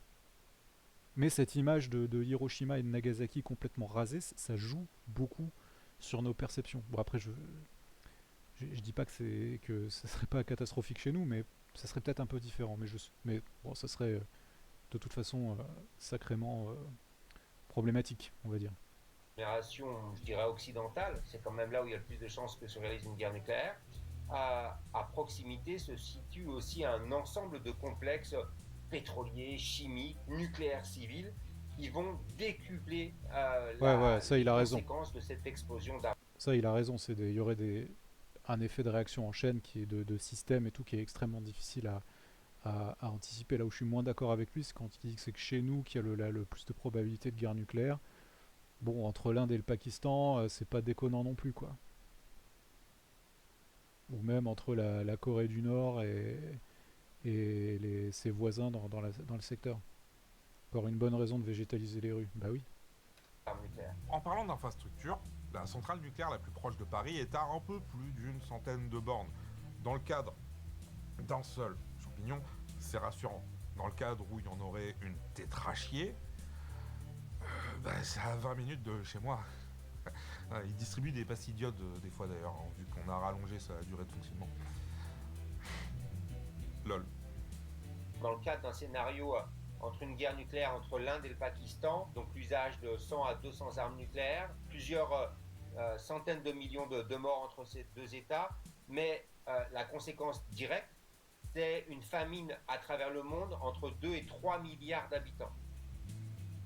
Donc ça veut dire concrètement que vous allez être affecté directement à Paris, même si par miracle, cette guerre nucléaire ne s'étendait pas. Vous en serez affecté de par la problématique économique, la problématique de nourriture, des vagues de millions de réfugiés qui essaieraient d'aller dans des endroits où potentiellement ils pourraient survivre. C'est ce qu'on appelle l'apocalypse.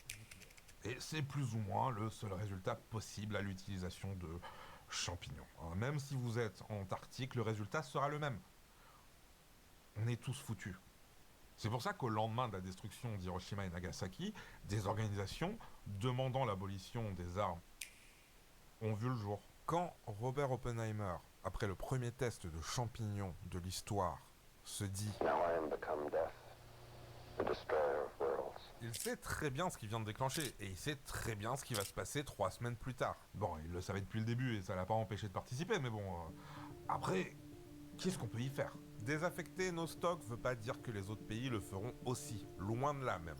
Mais tant que les champignons existeront, et que ce sera possible... Ouais, sur l'image, là, vous avez un de ces projets dont on parlait tout à l'heure avec Don Quichotte, là, c'est un canon nucléaire, c'est un canon, alors je crois qu'il était sur rail, celui-là, et qui tirait un obus nucléaire, voilà.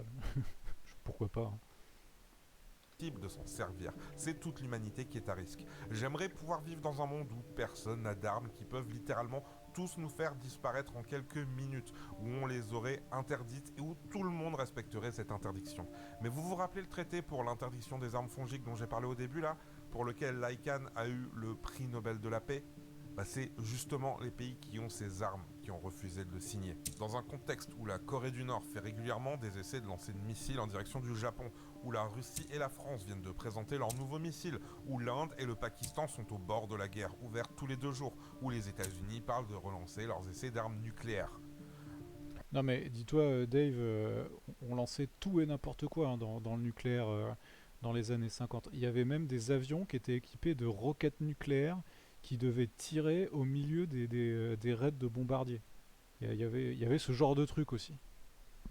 Canon nucléaire, c'est tellement manga des années 90. Ouais, c'est pas dans Gun qu'ils ont un canon un peu dans cet esprit-là. Moins fun que le Davy Crockett. Non mais bref. Tout est nucléaire, quoi. C'est vraiment c'est Fallout, quoi. L'imaginaire des jeux vidéo Fallout où ton four ou ton four chez toi est nucléaire, c'est pas complètement déconnant. Fatman de Fallout vient dire ouais. Fatman, le nom de la bombe nucléaire aussi dans la bombe de Nagasaki. Je pense qu'on peut dire nique les vues, hein, à ce niveau-là. Est-ce qu'on peut vraiment espérer être débarrassé d'une aussi grosse menace ? Très certainement pas pour ma génération, sûrement pas pour la suivante, mais qui sait, peut-être que ceux d'après seront plus lucides que nous. On ne peut malheureusement pas s'en remettre uniquement à la bonne volonté des États. Il y avait un truc rigolo, c'est un des trucs dont je voulais parler et j'ai pas trouvé l'occasion de le caser, mais en gros, vous savez, quand on dit un pays a tant de têtes nucléaires, ça veut pas dire que toutes ces têtes nucléaires-là sont prêtes à l'emploi tout de suite. En fait, vous avez des têtes qui sont activées, qui sont vectorisées dans des missiles et dans des bombes ou dans d'autres trucs. Et vous avez des têtes qui sont à part et il faut les activer et les mettre dans des vecteurs. Ça prend énormément de temps, hein. Ça prend, enfin c'est extrêmement complexe et ça se fait vraiment pas du jour au lendemain.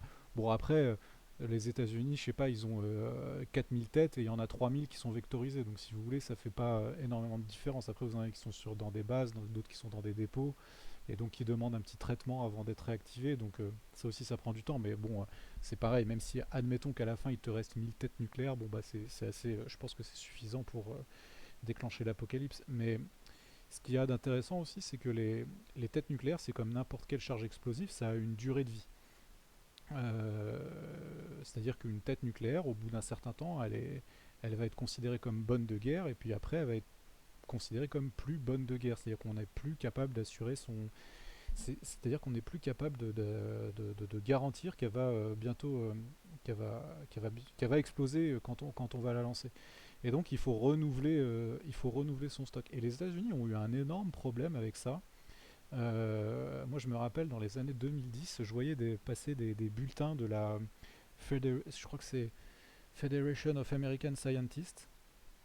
Et Federation of American Scientists, en gros la Federation of American Scientists, c'est les mecs qui sont, c'est l'organisation gouvernementale US qui est née du projet Manhattan.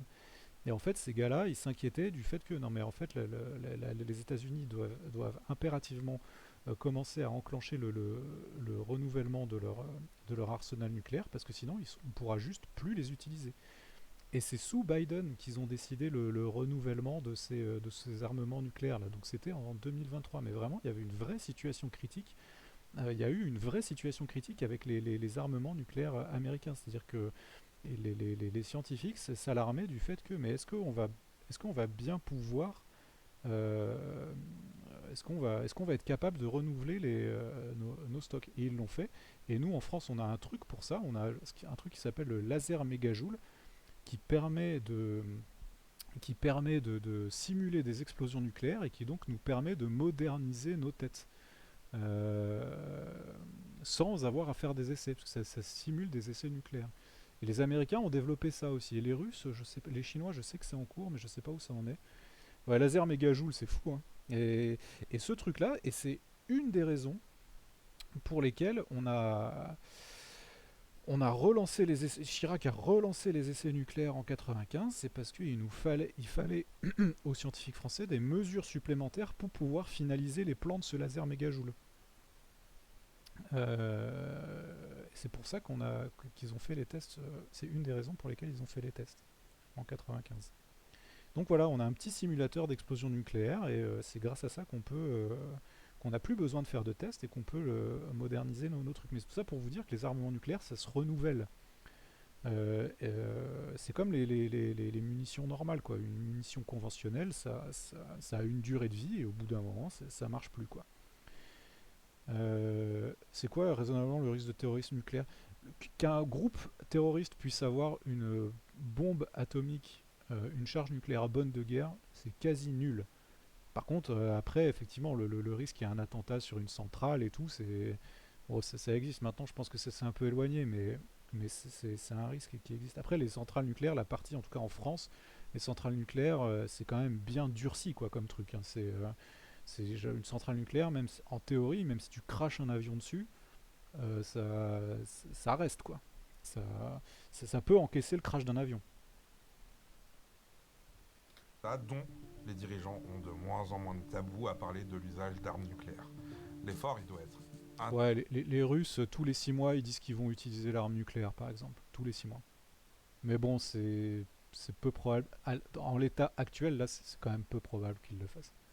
International et global. Tout le monde doit le faire. Même Donald Trump, même Vladimir Poutine, même Narendra Modi, même Kim Jong-un, même Benjamin Netanyahu.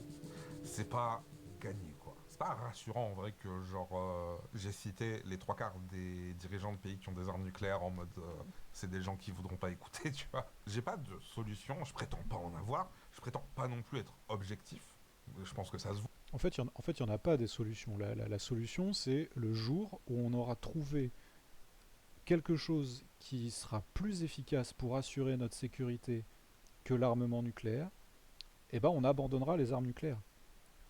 Mais ce jour n'est pas arrivé. Hein. Mais je pense sincèrement que l'humanité aura sûrement un meilleur avenir sans des dizaines de milliers de bombes radioactives éparpillées partout et prêtes à partir à toute heure du jour ou de la nuit. L'équilibre de la terreur, c'est justement un équilibre. C'est fragile et si on le perd, il n'y aura pas de deuxième chance.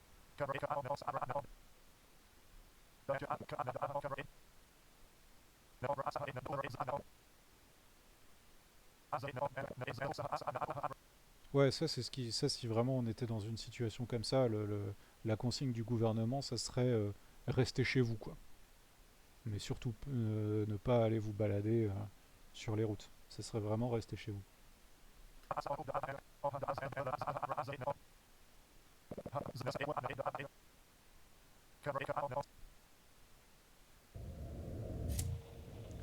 Parce que chez vous, c'est l'endroit le plus sûr. C'est quelque part, c'est l'endroit le plus sûr. C'est un endroit que vous connaissez, vous vous sentez de base en sécurité. Donc bon, après, si vous êtes au cœur de là où ça va péter, bon bah voilà quoi. Mais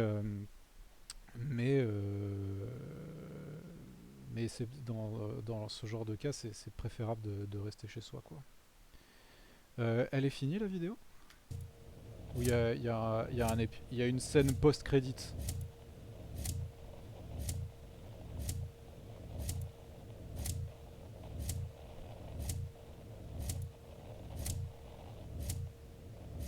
C'est anxiogène.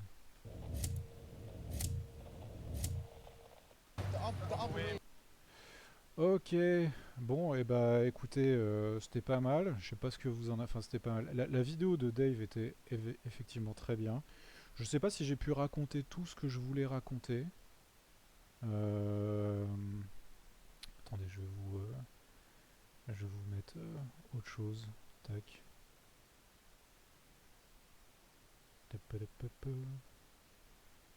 Voilà, on va mettre le truc, la vidéo commence bientôt, ça n'a aucun sens puisqu'elle a déjà démarré. Ah, c'est la musique de Street of Rage. Attendez, j'ai loupé des trucs. Quand je fais des films Jackie Chan, je mets pendant le générique. Ok. Très fier du sound design de ces clics. Tu parles de quels clics? Les clics de mon clavier ou les clics dans ta vidéo? C'était super intéressant, merci. Franchement, merci pour les commentaires. Bah écoutez, merci. J'ai fait ça un peu a cappella, comme on dit, c'est-à-dire sans avoir vraiment révisé. Merci pour vos retours, ça fait plaisir. Il y a sûrement plein de trucs que je voulais dire et que j'ai oublié, mais dont un que j'ai toujours pas retrouvé tout à l'heure, et là c'est fini, c'est perdu dans le... Ah, parce que mon clavier il fait du bruit aussi. L'horloge en générique de fin... Ah oui, d'accord, ok, pardon. Mais ouais, je suis toujours perturbé par ce truc que j'ai oublié, que je voulais dire tout à l'heure. Mais bon, il y a encore plein de choses à dire sur ce truc-là. On aurait pu s'étendre sur les doctrines de dissuasion nucléaire, mais j'avoue, j'ai pas très bien, j'ai pas forcément révisé avant, et tout ça, c'est des trucs, comme je vous ai dit en début de live, c'est un sujet sur lequel je me suis intéressé à une époque.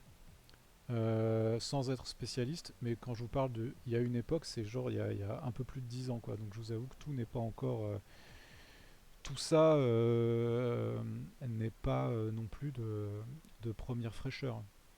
Mais en tout cas, je trouvais que le format de la vidéo de Dave, cette espèce d'exercice de scénario, de prospective, de fiction, était super intéressant. C'était un super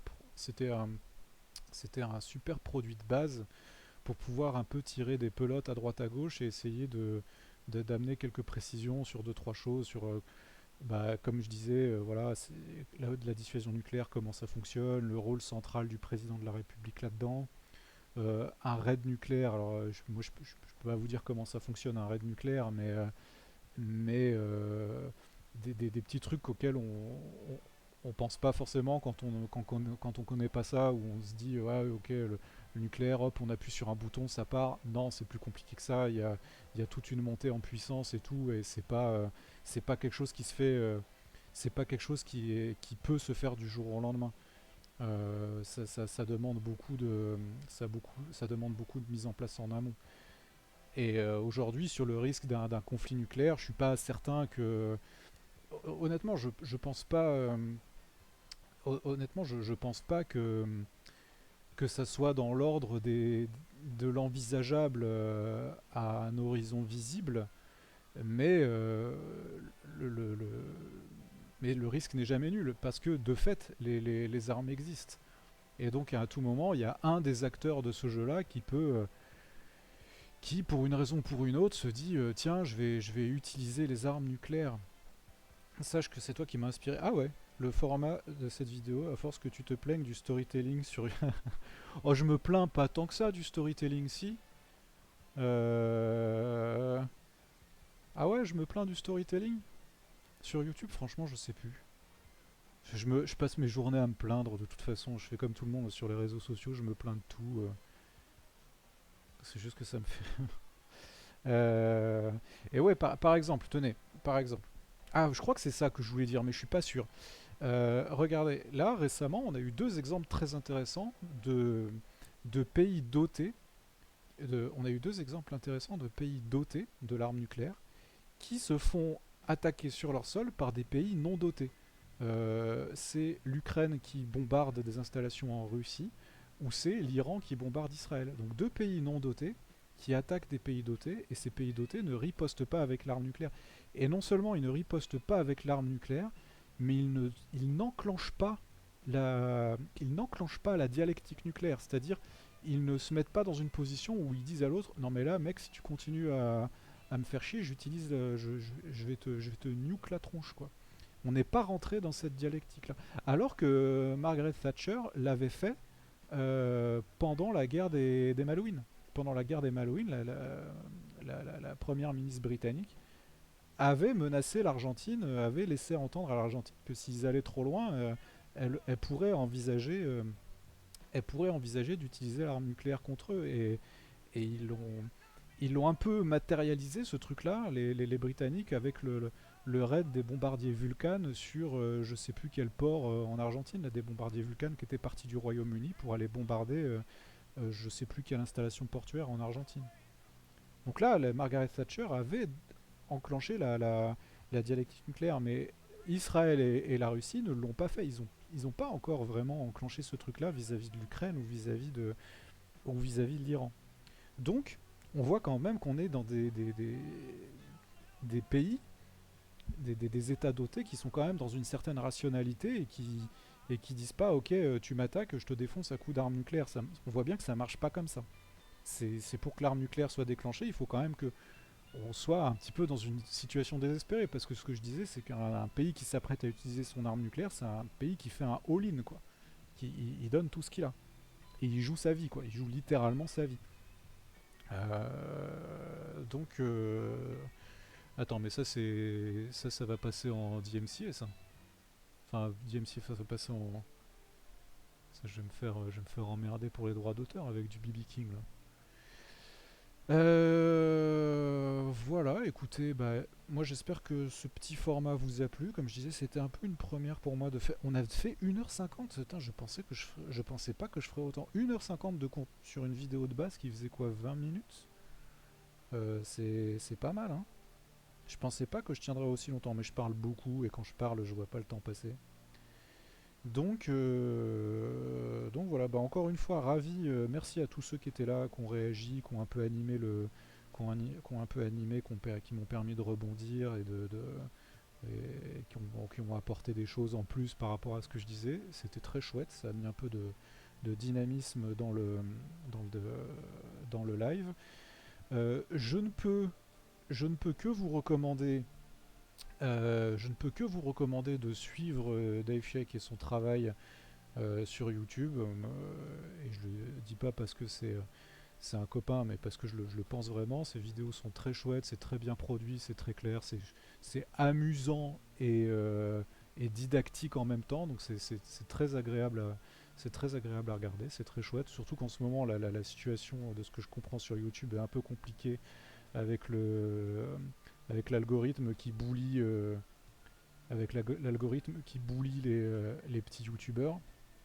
Donc voilà, n'hésitez pas à regarder ces vidéos. Là, j'ai vu la dernière sur Taïwan, très, très cool aussi.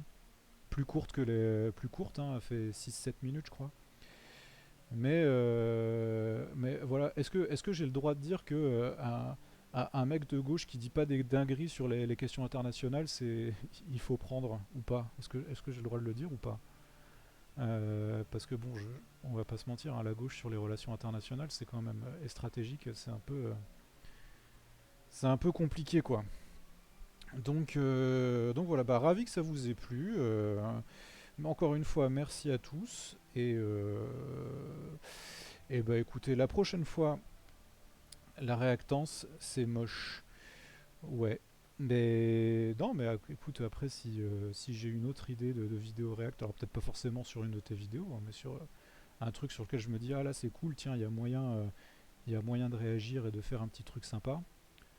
Je veux pas faire de react, après, voilà, moi je fais un live tous les 8 mois, quoi. Mais je veux pas faire un live en mode.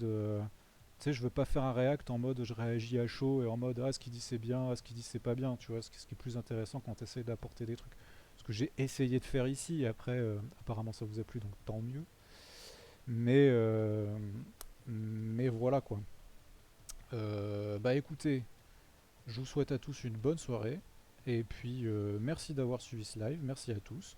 On reviendra, écoute, c'est très gentil, c'est adorable. Et puis bah, à une prochaine. De toute façon, je dirai sur Blue Sky quand ça sera. Peut-être que ça sera pour faire du jeu vidéo d'ailleurs. Peut-être que ça sera pour enfin finir The Last of Us 2, que je dois finir depuis 6 mois, je crois, quelque chose comme ça. Donc peut-être que ça sera sur du The Last of Us 2, peut-être que ça sera sur complètement autre chose. Mais on verra ça. Allez, bonne soirée à tous. Ciao, ciao.